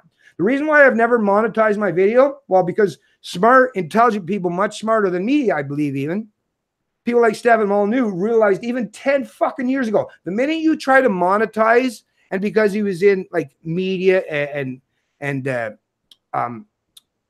far as what, like he was into programming and all, I guess he understood early on, yeah, the minute you try to allow advertisers or anyone to have any economic influence over you, well, then your voice is not even your voice anymore. Now you just got to cater and coddle to whoever's signing your paycheck. The reason why I've never not monetized, and I won't ever fucking monetize my video on my Canadian Libertarian page, is because I'm not beholden to nobody. I'm going to say what I got to say, and I'm never going to yield or conform to someone saying, well, I need you to send this message out to people because if you don't, well, I won't be able to sign your paycheck. I'm not beholden to no fucking man, no woman, no authoritarian, and that's why I feel so free. Maybe you dipshits out there should fucking join up and start supporting more intrinsically people like me that say that I'm willing to do this based on principle and not just as an economic compensation or reward. I'm doing it because I think it's most conducive for giving people the proper information. So like I say, freedom, that's how much liberty means to me, is if I got to cater someone to, and I see it all the time, people that have gone, now you got to, if someone puts in a super chat and they've donated money to you, now you got to feel like you, like I say, I love the fact that I don't have to cater to no one. I love the fact, even when it comes to subscribers, I love the fact that even though my channel only has 5,500 subscribers, I probably should be at even excess of I'd probably, if I played the political games that most do, I'd probably be well over 100,000 subscribers probably at this point in time. I've probably pissed off more people than have ever subscribed to me. But you know what? I like that, because the people that I've pissed off, they've at least realized that I'm principled and I'm not going to change my position or my stance just because you're going to sign a paycheck. So that, to me, at the end of the game, or at the end of the day, it's because principle matters more than just catering for a buck, or just, yielding my own principles and my own convictions so that someone could carry me in their favor. I never want to go down that road, and I won't. Yeah, but slavery already sealed the deal when you put the comment that he isn't a gun owner, so he's got no skin in the game. So, does someone who's deaf what do I care from your fucking opinion?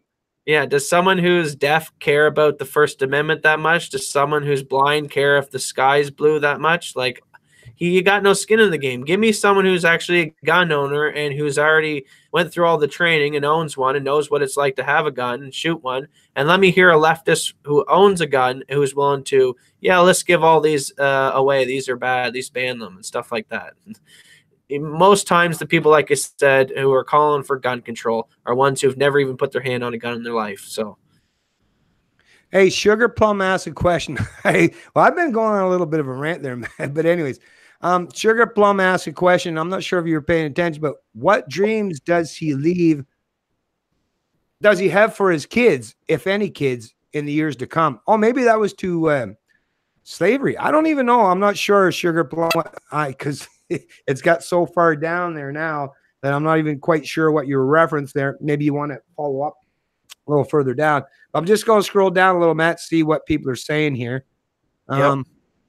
They thought Gen X let the grudge go. We just got busy for a bit. It's so true, huh? Yeah, we did. We went into that middle class, or that middle section of our life, had to put our nose to the grindstone, and I guess they realized, this is about the time we're going to run rickshaw over them because they're too busy fucking doing everything for us. Because in reality, like I say, people in our 30s and 40s right now, those are the people that are actually, like I say, the ones in the Gen X generation, people like myself, we're the ones that predominantly still keeping the lights on, right? Building all the homes, laying down all the plumbing, doing all your electrical work, doing everything that actually sustains the very fucking world that you need to live in, to thrive and survive in.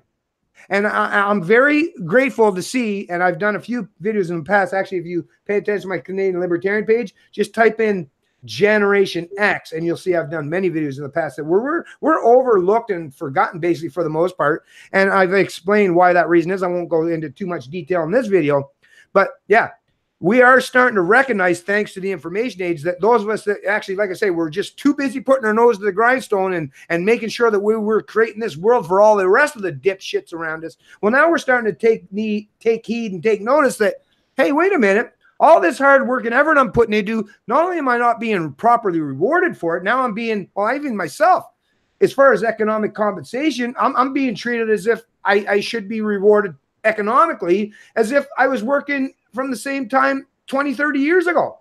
If I go out to get a construction job today in the trades, I'm only making maybe about the same time, or about the same amount, or maybe a buck or two more as it was 20 or 30 years ago. Yep, people are taking notice of that, because they, like I say, Gen Xers, we actually have the real world example and knowledge that, wait a minute, I was making that same fucking money 20 years ago. Why are you trying to pay me that same money now when the price of rent or housing has gone up 2 or 3 or fucking 10 times in some places?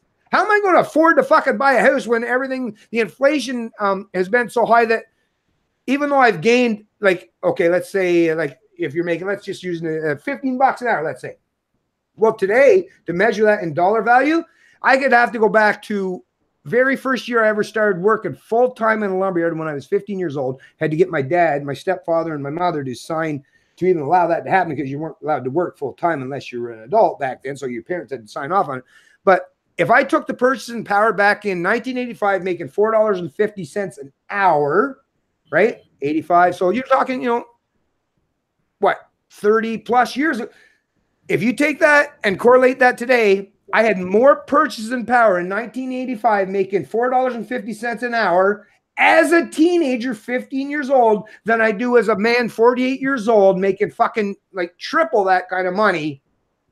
Why would anyone think that that's a good idea? Now, the young generation, I get how the boomers think, and the boomers are the predominant generation that seem to be fucking everything up, because those have been the ones that have been predominantly in the political or the media class, the ruling class, right? But how do you think that, well, like, oh, actually, no. So the millennials, because they're young enough that they don't understand what the pay raises were, right? Or what the pay comparison was back in the 80s or 90s. So it's easy to pull the wool over the eyes of the millennial generation because they don't realize that, well, what is the proper compensation for the jobs or activities that we undertake? They don't know. They have no basis because they don't understand anything about free market economics or supply and demand as far as labor, because they've been raised and educated in a bunch of stupid fucking schools that are all about collectivism or top-down authoritarianism. I want to interventions. But okay, but let me just finish there, Matt. But Gen Xers, we still remember, and that's why they're scared to fucking death to deal with this, is because we still have actual working knowledge of how fucking crazy things have become as far as both social and economic areas and aspects, and how the government is destroying our productivity and our creativity and our innovation, or all that we do that actually, like I said, builds and maintains the world that surrounds them.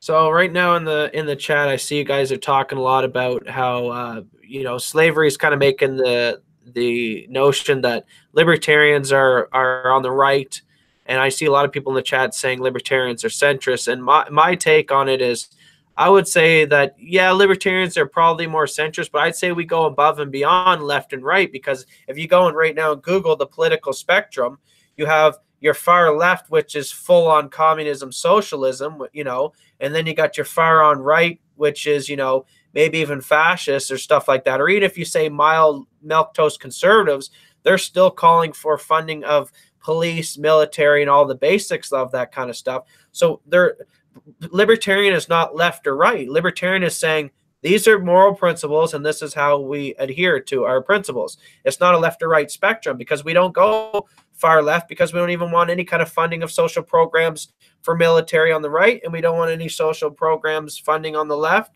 So yeah, libertarian is a centrist kind of mindset, because it's the mindset that says, hey, just leave us the fuck alone. That's all we're asking for here. We're not all left. We're not right. We don't want these programs funded or these programs funded. We just want to leave each other alone. And as if you're not violating my property rights or me as a person, we have no issue. There's no more centrist or centered way of thinking than just here's the principles and here's how we live our life. So I don't even like putting libertarian on the right or left, because we're above that type of stuff. Well, that's what, well, actually, yeah, good one, Matt. But actually, I just want to, actually a little add to that is, in the political realm is the only place where left and right resides, because like I say, they're using your psychology against you. So they're saying that either you care about social freedoms or economic freedoms, and they're basically saying you have to pick one or the other.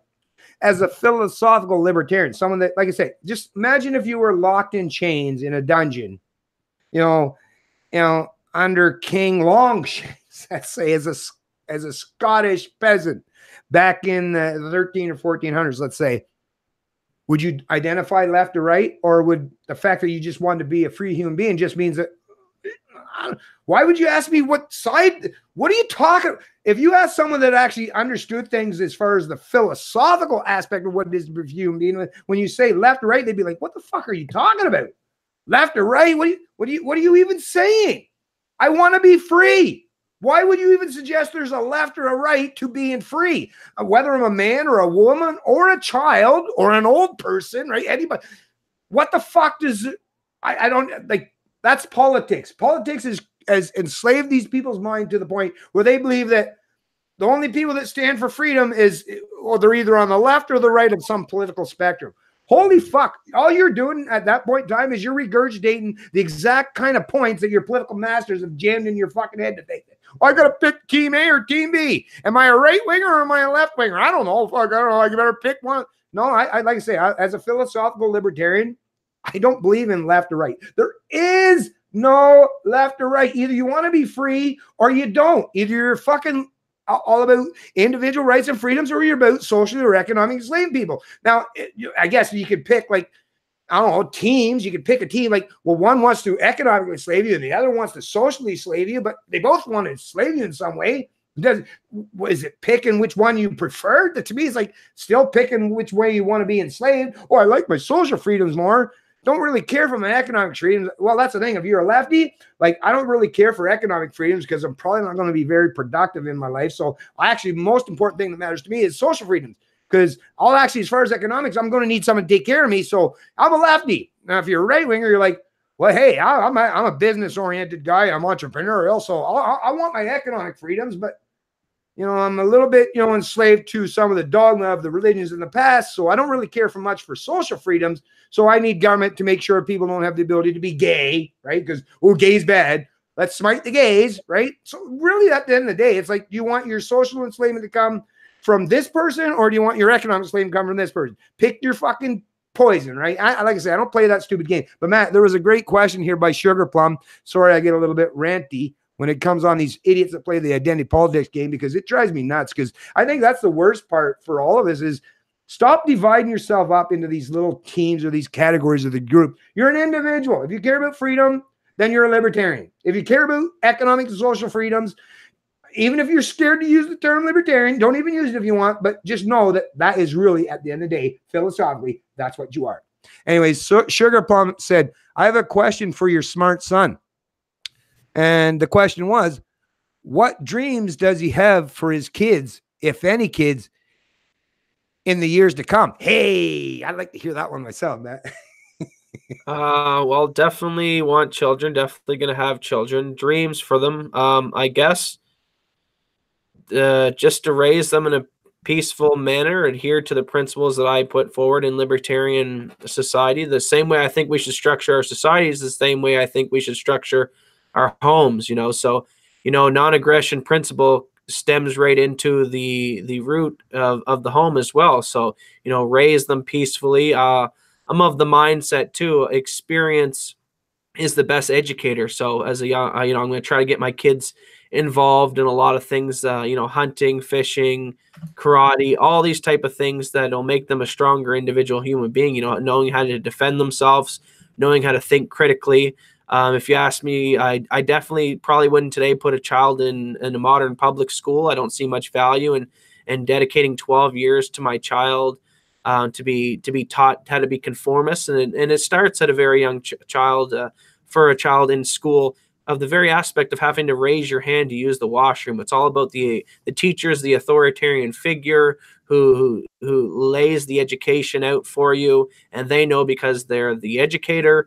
I'm more of the mindset. I liked how the Romans and how the ancient Greeks and how we used to raise children, where, for the first few, maybe a couple years of school, maybe grade 1, 2, 3, you get them in there to learn their ABCs, their mathematics, how to read and write. That's cool. I see some value to that. But then after that age, once they start to develop into becoming a little man or a little woman, you start catering to their hobbies and interests. So I'm all for mentorship, because I think the best way people can learn nowadays is, if you want to be a mechanic, go find one of the best mechanics in your area, donate your labor for free. And it's not for free, because he's giving you the education and showing you how to do the job. So I'm all for that. I wish schools were replaced more with mentorship programs.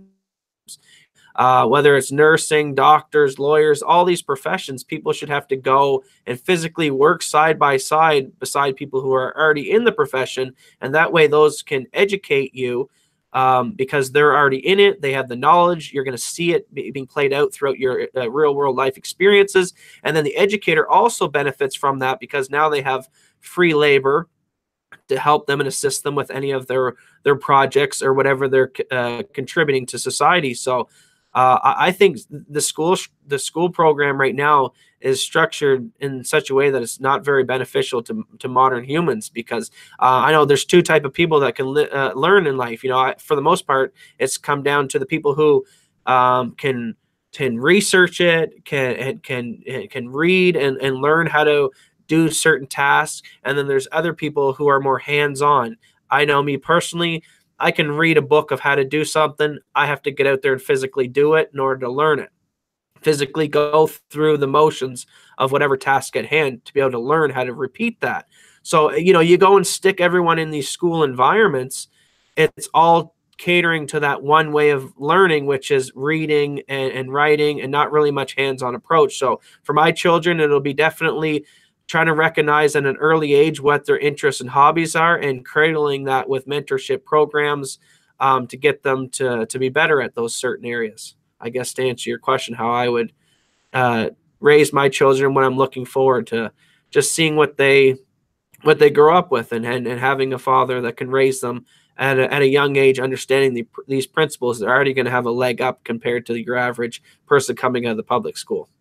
Yeah, I have no real concerns with you as far as when you have children, because, well, like I said, he's already been given some good understandings of what it is to be a free human being himself, and I'm sure he'll propagate that to his own kids.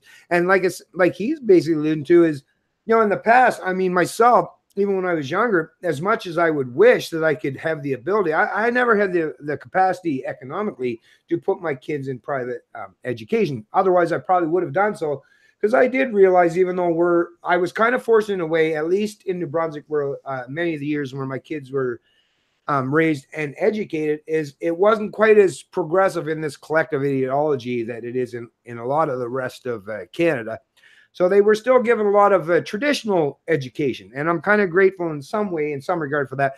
But what I do recognize that it was definitely supplemented along the way by sheer fact that people like myself, just as his dad, was very much into the internet, and of course that was going to come to fruition anyways for the younger generations. But at least they realize that you don't have to just get formal, because that's the thing. People today, they think the only thing that education comes from is going to some government school. Education is just learning and adopting new knowledge, right? That's what education truly entails.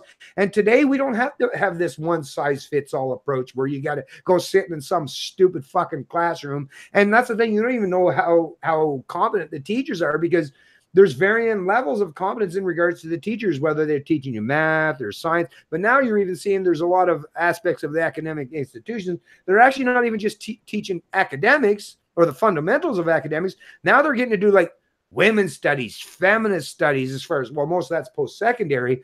But now today, if you want your kids to be properly educated as far as like the proper the proper academics, math, science, English, literature, prose, poems, all those things, well, it is nice probably to get some of that in some kind of formal education, the ones that at least still show that it's conducive to do so. But it's not the only game in town anymore, folks. If you go to school, if you're sending your kids to school, to a particular education center, and you find out that particular teacher in that place isn't doing it properly or conducively with the kind of knowledge or education that you want for your child, we live in the age of information. You don't have to rely on that anymore. Jordan Peterson, actually, I was watching a video. It was this question and answer for March. And he alluded to the fact that he's got, I think he said 5 people now that's working on his online education courses. Because eventually, I don't know how long it's going to be before they get this all done. Because there's a lot of money, there's a lot of code, there's a lot of work that's got to be done to lay all this stuff out that people that'll come along later and take full advantage of it. And maybe some of them will even be like, oh, we need something more free, right? It's like there's a whole lot of people that put a lot of work and effort for people that they take full advantage of, and they don't show any appreciation or respect for. But Jordan Peterson is now, and there's a lot of them out there. Well, even now, you don't even have to wait for Jordan Peterson. Well, in economics, Khan Academy, Khan, Khan Academy, Mises Institute. If you want to be educated as far as economics, like there's tons of examples already out there today where you don't have to go spend $50, $60, or $100,000 to get an education. Matter of fact, if you go through some of these alternative sources or venues, now the only problem is today, which is the part that we truly got to figure out, is not how intelligent you can get people, it's the accreditation, right? So right now it requires, if you go to a corporation or a business, well, you need government accreditation. So you got to get that diploma from a government approved academic institution institutions. Right now, like I say, people like Jordan Peterson, a lot of people from the intellectual dark web are figuring out ways that you're going to create a new area where you'll get your accreditation and your academic fundamentals in a manner that you don't have to actually go to some of these public education systems. So education in the future is not going to be anything that's going to have to necessarily rest or reside on a particular government institution. It's going to be somewhere where there's going to be some real competition entered in the equation. And the beautiful thing about when competition is entered in the equation is it's real easy to see how it works out, what's most beneficial to people, because that is the area, that's the one area left where competence truly is the true determinant factor, is who's successful and who's not. Yeah, so I was reading the chat while you're ranting there, and I'm just going to put the nail in the coffin to slavery, mixed slavers right now, okay? This is it. Pay attention very closely. I'm going to explain it to you. Left versus right. He's like, explain left versus right, how libertarians or free markets are centrist. Okay, I'm going to explain it to you right now. Left versus right is two slave owners arguing over if they whip their slave less or more makes it more productive. So you got the guy who's on the left saying, listen, show some compassion. Only whip him when he's bad, and he'll be really productive because you're compassionate to the slave. And then you got someone on the right who's like, oh, no, whip him a bunch of times, make him do your work. That's how you get him to be productive. A libertarian's like, you guys are fucking idiots. Stop whipping people. Stop having slaves. Okay, so put your nail in the coffin. Morality does not have a political spectrum. Libertarianism is morality. So politics should be separate from morality. And that's the problem with our current structure today is, yeah, you have political organizations, you have political thoughts teaching us which is the best way to organize societies and which is the best way to live life. Get rid of political talk, okay? That's morality. The same way that the scientific method was determined and was like a methodology of how you can determine if things are right or wrong in determining which is correct in the scientific field. The same way morality is how you determine which is right and wrong and the best way to live life. It's above politics. So yes, libertarian is a centrist ideology because it's not in the left and right spectrum. It's above that. It's not even, like I said, like my analogy, we're not two slaves debating over whether you should beat your slave less or more to be productive. We're above that. Okay, it's as simple as that, Mr. Slaver, McSlaver. It's not even something we should have a conversation about. And free market, left or right, when I seen that in the comment section, it's the same thing. Free market is two individuals who have the freedom to exchange products and goods and services. It has to be, in order for something to exist in the free market, it has to be a win-win. Okay, in order for me to be able to buy your product or service without any kind of coercion, I need to convince you that that product or service is worth your money, worth whatever you're going to contribute to that. So obviously you have to agree to that on a voluntarily conscious basis there. So there has to be a win-win scenario in the free market. It's when you get government intervention and when you get social programs and socialism and communism where you lose that ability to have a free market and there isn't the win-win. Okay, when you have the right to tax, you lose the ability to have free market and win-win. And this is the problem with our current structure of government and how we tax people to fund government. Because governments exist through taxation, without it, they wouldn't be able to exist because they wouldn't have the money to build the infrastructure to exist. The root of the problem is taxation is theft. The root of the problem is once you have this ability to tax the population, you have this ability to get rid of the free market. You have the ability to have a win-lose scenario. Now, whether you're on the far right and you don't want your money being spent on welfare programs in today's structure and society, then clearly the government's not representing you by your taxes. Because people I like to hear when you talk to statists, it's like, oh, well, it's not taxation, it's theft, it's taxation with representation. Okay, fire people on the left spectrum then. Are you being represented? Do you feel you're being represented with your taxes today? No, because I guarantee they'll push to conservative values or conservative programs in the government. Or when their conservative master gets in, they'll be like, well, I'm not represented now. Now the opposing party won. Oh, and then vice versa for people on the other spectrum. When their opposing party gets in, they're not represented. All libertarians are saying is, stop playing this political game. Let's get above it. Let's lead by principles and morality, not this political talk.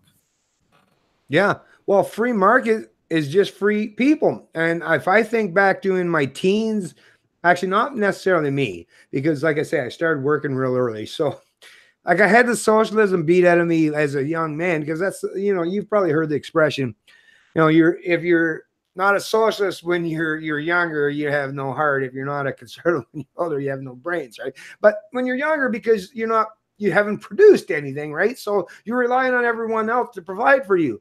But because I started working when I was 15, I guess, like I say, that knocked that immaturity out of me really quick and really early on in my life. But I get people that maybe are more conducive to that. But once again, free market means allowing mobility. So even slavery or anyone else out there, let's say you're one of those people that are on that real low area as far as the social economic sphere or the realm or that particular level where the collectivists or the authoritarians want to place you. At least if you're functioning on an economic free market environment, then you have the mobility to change your position and to increase your position or your lot in life. Under authoritarianism or top-down collectivism, well, if you're part of the working class, guess what? They're going to keep you there forever and all of eternity, because that's all they know you as, right? You're either the proletariat or the bourgeoisie. You're either the oppressed or the oppressor. Whereas free market says that maybe when you're a teen or maybe when you're in your 20s, you can have some of this weird utopian where you don't understand economics, because when you're young, it's hard to understand proper economics, macroeconomics in particular. So I get it. Some of the people that are maybe in the younger generation, maybe more socialists. I guess why a lot of them are Bernie bros.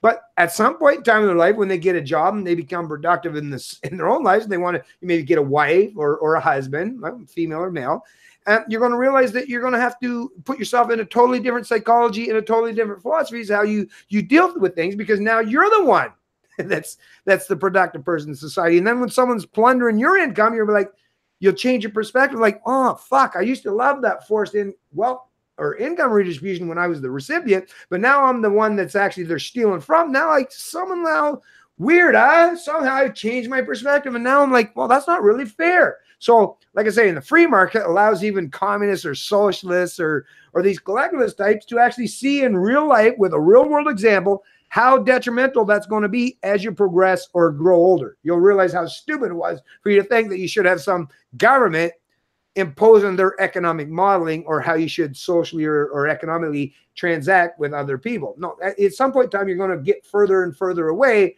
from that. But if you keep electing or bringing in people that try to use this collectivism or this top-down authoritarianism or this daily politics, they're going to always want to keep you stuck in your little tribe, right? So if you're the working class or the working poor, well, they want to keep you there.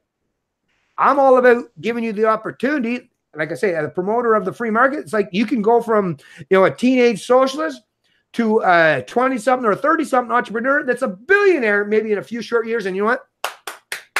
I'll applaud you the whole fucking way as you achieve that success throughout your life, as long as you've done that in a voluntary manner where you've offered a product or service where it's so conducive that everybody wants to strive or try to support you and pay you for what you've offered to them.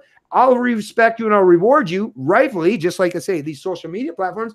Glad that I have this opportunity to do what I do today. As much as I know that some people hate social media platforms, but why do you think we have the ability to push back against the established media? It's because somebody's put in the hard work and effort to allow us and afford us these opportunities. And it would have never happened and it would never exist if it wasn't for the U.S. is based on, at least initially, as far as startups and starting new businesses, is free market, right? None of these now, once some of these corporations now are using their ability to use legislation as a means to suppress or silence opponents or to monopolize an industry. But once again, that's not how they started. How they created their business, how they made it successful initially was by functioning in a free market environment where they were allowed and afforded the opportunity to strive and thrive based on the success of their business model. So that's all I'm saying. Like I say, I don't care where you are as far as your lot in life economically or financially. If you support free markets, that means you can be down there or up there or anywhere in between. And that means that you and matter of fact, I know myself, I've gone from lower class sometimes in my life to middle class to back to, but it's okay as long as, well, now I realize that now I don't even have the opportunity. That's the thing with government today.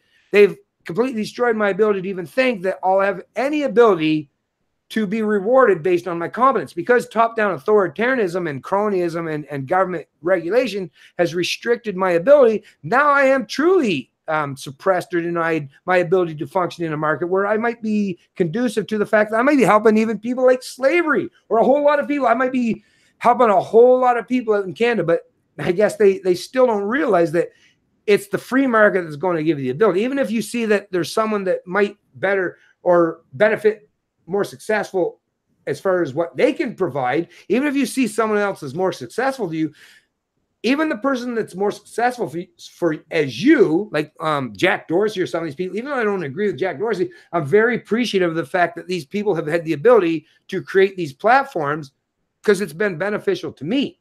It's been somewhat of a detriment, but I have the ability to either voluntarily enact, interact, or engage with these social media platforms and use it to my benefit. So free market is conducive for everybody. Like I say, no matter what perspective you want to come from, if you want to play identity politics or the political game or the economic, like bourgeoisie versus the proletariat, the oppressed, no matter what lot you are, no matter where you are on the social economic sphere or the spectrum, free market allows you, like I say, that mobility, that it's not going to keep you stuck and forever in that same quagmire. It allows you the ability that you'll be able to better yourself at some point in time. And that's like, how's that not good for everybody? Yeah, so one final point for me, I guess, before we wrap up here. We're at about 2.5 hours in. So I just wanted to finish off with the Mueller report, because I just seen AP News released an article. So there's Sunday, what's it say here? Sunday conclusion. So I guess little things are trickling out about this Mueller investigation. So it says, I can already see the spin that the media is going to go with from this. So let me just read a piece for you. The conclusion of the Mueller investigation does not remove legal peril for the president. He faced a separate Justice Department investigations in New York into hush money payments that were paid during the campaign of two women who said they had sex with him for years. He also has his former lawyer, Michael Cohen, who's been investigated and charged, blah, blah, blah, blah, blah. So as you can see, I guarantee the news cycle will be, hey, don't worry, don't look at the egg on her face from the Russian collusion investigation. Focus in on the fact that, hey, he's still being investigated for the hush money paid for Stormy Daniels and stuff like that. Look at the fact that a bunch of people around him have been indicted on stuff like that. And also look at how his it says Mueller charged 34 people, including the president's former campaign chairman. So they're going to focus in on, oh, well, look, there's so much corruption around Trump, therefore he must be corrupt himself. You know, they actually got no evidence. Obviously, the Mueller investigation has proved that. But watch how they're going to pivot the story into until they can find some kind of a new news event to bite their teeth into and pivot off of the Mueller investigation completely. But we can already see the media bias starting with of course, there's a nothing burger with the Russian investigation. So now they're going with, well, he paid off people for sex, and his family and stuff like that are potentially being looked into, and Roger Stone. And I think what Mueller's going to do now is the people he has indicted, because there was no physical evidence to indict the president, he's now going to use his pressure on at least 34 people that he did indict, including Roger Stone. And he's going to put these guys through the ringer and try to get them to say any little possible thing negative about Trump, so then they can blast that through the media about, oh, look, one of Trump's own is now talking bad about him. Same way they did with his Michael Cohen, his attorney. So you watch now, I think you're going to see the pressure being put on these 34 indicted into getting them to squeal and speak about anything, even if it's fabricated lies, and they will do so like Michael Cohen did in front of the committee, because, you know, they're being offered sweeter jail time deals if they roll over on the president. And obviously, I don't believe Trump is a Russian agent or anything like that. This is obviously nothing, but they're going to now try to get all these 34 underneath him to roll over and spew anything new that they can jump on to try to make the president look bad. And I'm anxious also to see if Hillary Clinton makes any appearances about and speaks out about the investigation. I wonder if she will come out of her crypt wherever she's hiding and give her two takes. So I'm just waiting forward to seeing her being placed back in the news and her take on the Mueller investigation and the hypocrisy of her being let off for bleaching all of her hard drives and destroying all of her emails, but yet Trump clearly now being, after being looked at through the microscope by Mueller and his team, still found nothing, but yet they'll pivot and make them, oh, well, people around him are being charged with things, so therefore he must be bad by guilt by association, right? Yeah, I'm not gonna make any prediction as far as the Mueller investigation, but the fact that there was no indictments, right, no charges brought up, that's one thing I have paid attention to, is as far as the legalese aspect of it, that if there was anyone that's going to be criminally charged, or there was some, gotcha moment, that it would have already been presented. And apparently today, Barr is going to be looking through it, and I guess even later today they might be releasing some of the details of it. But I mean, yeah, I mean, it's basically at this point in time, although, like I say, I don't like to put the cart before the horse. I'll wait till everything comes out and then respond accordingly. That's the thing. That's another thing with my channel, is I could make these fucking predictions and get some clickbait on my videos, because people will be like, oh, maybe Bennett knows something I don't. But then there are only so many times I'm going to be able to cry wolf to people, and they'll be like, fuck you, you don't know what you're talking about. That's why I don't play these stupid games. I'll wait till after the fact, a few days later, and wait and respond. But I definitely think, at the very least, that all the hype, all the buildup, that these Democrats, these basically these anti-democratic dipshits that lost, right? That's the thing. They're all about democracy until they lose. These pussy hat wearing dipshits, these feminists, these identity politics types, these big government lovers, they're like, oh, fuck, there's somebody in the White House that's trying to bring us down. And it's like, what it is they know that their jobs are threatened, and they're fucking hating that fact. Hey, you want to fucking make a deal with the devil? Well, hey, you chose to enter into that. So I don't know why you would be too actually shocked or overly concerned with the fact that, hey, you should, at this point, as a matter of fact, if I was one of these government hacks, I'd be like, whoa, I had a good ride. I'm surprised it lasted this long. But no, these fuckers are so entitled. They think that, well, I don't want to have my whole bubble destroyed. I want to still live in this utopian world where I can live off the backs of everyone else and never be held to account for anything. But that's not going to happen. And the Trump-Russian collusion bullshit, like I say, I don't know, man. I don't know Trump very well, but I will say, Teflon Don, yeah, that's a great moniker for that guy, because it seems like every fucking thing they dipshits try to throw at him, it just fucking slides off. That guy, no wonder he's so confident and so bold and so willing to say stuff that most people wouldn't. Lord fuck, if you went around most of your life and were as successful as that guy was, while you had so many people trying to drag you down and clinging off your coattails, and you still had the ability to march on and have like a fucking beautiful wife, amazing. No wonder the guy is so confident and cocky. How the fuck could he not be? Because every time someone thinks they're going to take him down, he just keeps seemingly proving them time and time again, like, what do you got? Look at that. See how that slides off me? In this Mueller investigation, I fully believe, although, like I say, I'll reserve full judgment until I've heard the full details of the story. But I think after even 2 years, I think the American people, especially the Democrats, are going to be, well, you're going to have that moment again. Remember when Trump won, where they might have another big cry fest. Matter of fact, hey, if you're one of those stock market guys, invest in the tissue. Anyone that makes tissues, you want to invest in those companies, because I think once the Mueller report finally does come to fruition and come to light and all the details are explained, I think there's going to be a whole lot of these Democrats crying in their fucking bottles of wine while they're at home. And, a lot of them in the media, when they're reporting it, like Rachel Maddow, hey, let's watch it. No, actually, I don't want to give her any audience. But anyways, in a way, I kind of want to, right? Kind of want to, just to see how it's going to tear her up to have to admit that, fuck, there was no Trump-Russia collusion. Damn it.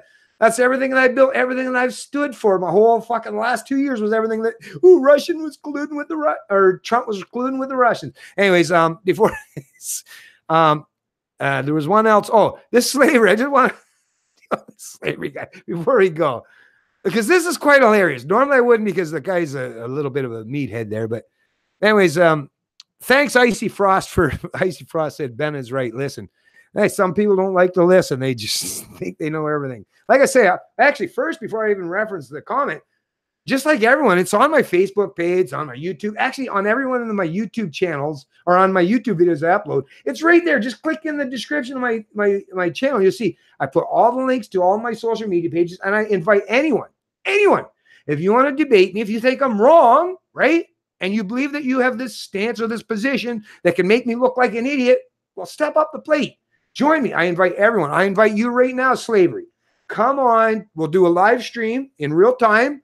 with no editing, right? So like we won't be able to manipulate or trick anyone. You say what you got to say, and I'll say what I got to say. Go. Let's have a battle of the minds, slavery. If you think you're fucking so smart and I don't know what I'm talking about, step up the plate. But anyways, after that, he said, the hilarious part is he says, you people need some Tom Woods in your life. Fucking Tom. If you ever heard me talk to Tom Woods, actually, I might do that at some point in time just to piss slavery off, just for the hell of it. Me and Tom sit there and have a conversation so slavery realize that actually Bennett and Tom Woods agree on 99.999. No, of course, he identifies as a libertarian, but he'd be pretty much impressed him to it. He'd say, yeah, I'm like basically like an anarchist like Stephen Molyneux or like Bennett. Like, I don't believe I need a ruler, but I realize that everyone else around us feel like they need a ruler. Well, you think Tom Woods is like so different from me? Really, slavery? Really? You think Tom Woods and me would have a lot of disagreements, a lot of arguments, do you? Really? Tells me that you just, either you're just saying that because you're a troll, which I think you rightfully are, because like I say, the only thing I think that fucking gives you any meaning in your life is to listen to other people talk, because apparently you don't know how to do anything in your own life, which is kind of sad in a way, which is why, hey, listen, don't feel lonely. Take yourself out of the shadows, right? Put yourself out there in public, slavery, and just look at me eye to eye when we're talking. I know you won't. That's like I say to all the people that try to challenge me on my stances, my position. I tell them all the time, all you got to do, hey, it'd be so easy, because they talk like they want it, like you're an idiot. Or what better example, what better way to make me look like the idiot than to do that in real time on a live stream? Like, to me, if I was truly felt that I was that much superior as far as my knowledge or my intellect to someone, and someone invited me onto their show, I'd be like, oh, fuck, this is my perfect ability. All right. But the fact that none of these people ever take me up every time I offer them or invite them onto my show tells me, I guess you're not so confident after all, are you? You know, when you're hiding behind your like B or E as your initial on a YouTube comment where you can't see who you are or what you stand for or who you are as a person, so all the people in your community or anyone can't actually see the kind of bullshit you're putting out. I guess it's easy, just like the CB Rambos. I'll kick your ass, huh? Okay, well, step up the plate. Step up the fucking plate. But like I say, these people never want to step up the plate, which tells you that there's a reason why people like myself and libertarians or anarchists or critical thinkers are actually truly ruling the roost when you're talking about intellectual endeavors today, is because, yeah, we don't just function from a realm of giving good examples as far as the rhetoric that we espouse, but we walk the walk and talk the talk at the same time. So nobody's got anything like we are the proverbial Teflon Dons too, because nothing you throw at us, like I say, because I'm so competitive in nature and because I'm a capitalist at heart and because I believe in the sovereignty of the individual, I hold myself to a really, really high standard because of that. And I'm appreciative of the fact that the people that I surround myself hold themselves to at least a somewhat similar standard. Slavery, don't like the high standards. He would rather, like I say, stay down there, mired in the muck, and keep throwing or tossing up insults. Actually, must be quite a toss for you, slavery. That's a long way up there, isn't it? Oh, fuck, you're throwing way up there. And hey, maybe you should start a baseball team. Anyways, yeah, forget about slavery and all these dipshits. But anyways, this whole thing was supposed to be about gun control.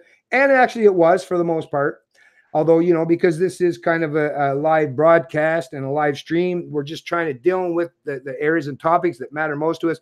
But I do want to, before we finish and tie up this whole, this stream, is no matter, like I say, I don't care who you are as a person or how you reside as far as the political spectrum, or even if you're apolitical or non-political in nature, is, you know, yourself fundamentally to defend yourself, like I say, whether it's just a lowly petty thief or some overarching authoritarian government. The only thing that you'll ever have at your disposal to protect yourself or those you care about or those you love is having the ability to have access to a gun, because that's the world we live in today. I wish, you know, it'd be nice if we lived in some weird utopian world where all we had was rainbows at our disposal. Nobody could use guns. It was just rainbows. That's not the world we live in. Guns are omnipresent and all around us. And the sad and scary part is it's those that want to rule over us, the ruling class, those in government, they have the monopoly of the gun, right? And now, well, actually, no. In Western societies, actually down in New Zealand, Australia, Canada, the United States, and even UK to a lesser degree, to a lesser regard, actually, most Western societies at least understood that even though they had a lot of authoritarianism in the past, they didn't understand we at least got to give the people some pretense that they have the ability to defend themselves. Otherwise, they'll just violently revolt against us again. So they gave us some political cover to even suggest, even the authoritarians back in the day at least said, okay, we better admit that people should have some ability to protect themselves. The modern politicians of the day don't even have the respect that the old authoritarians used to have, where they, well, we better at least give them some pretense of the ability to defend themselves. Now the ruling class of the day in down New Zealand, they're so emboldened, and they recognize that conformity and complacency is so dominant in Western societies these days, they now seem willing to step up the plate and vocally, openly deny your ability to defend yourself. Think about that. That tells you that these people are functioning from around where they're not emboldened by their own authoritarianism, but they're also emboldened by the fact that they recognize their own domestic populations are so socially and economically enslaved and dumbed down and compliant and complacent that they won't even stand up to violently revolt against people taking away their right to defend themselves. People criminalize. And this lady down there has criminalized hundreds of thousands of people in New Zealand after that bill come to fruition real quickly, I might add. But yet, apparently the New Zealand people aren't very pissed off or revolted about the fact that some dipshit politician, some feminist politician, some Islamic-loving politician in their country decided that they're going to disarm peace-loving people that just want to defend themselves.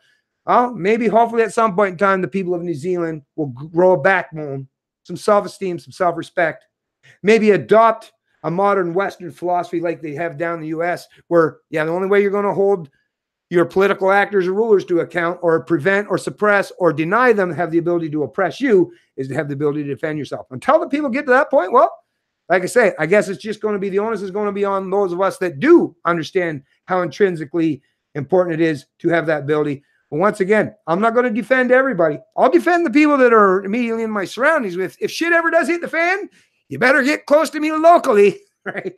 Or in geographic wise, because, yeah, the rest of you, you're going to be in some really precarious situations. And a lot of you out there that are going to be placed in these precarious situations are going to do so because you ask for it yourself. You fucking idiots. You should never, ever, ever give any politician or any person in a position of so-called authority the ability to deny your ability to defend yourself. That's just, that's a slave saying, hey, tighten them shackles up just a little bit more, right? I don't want nothing to do with that.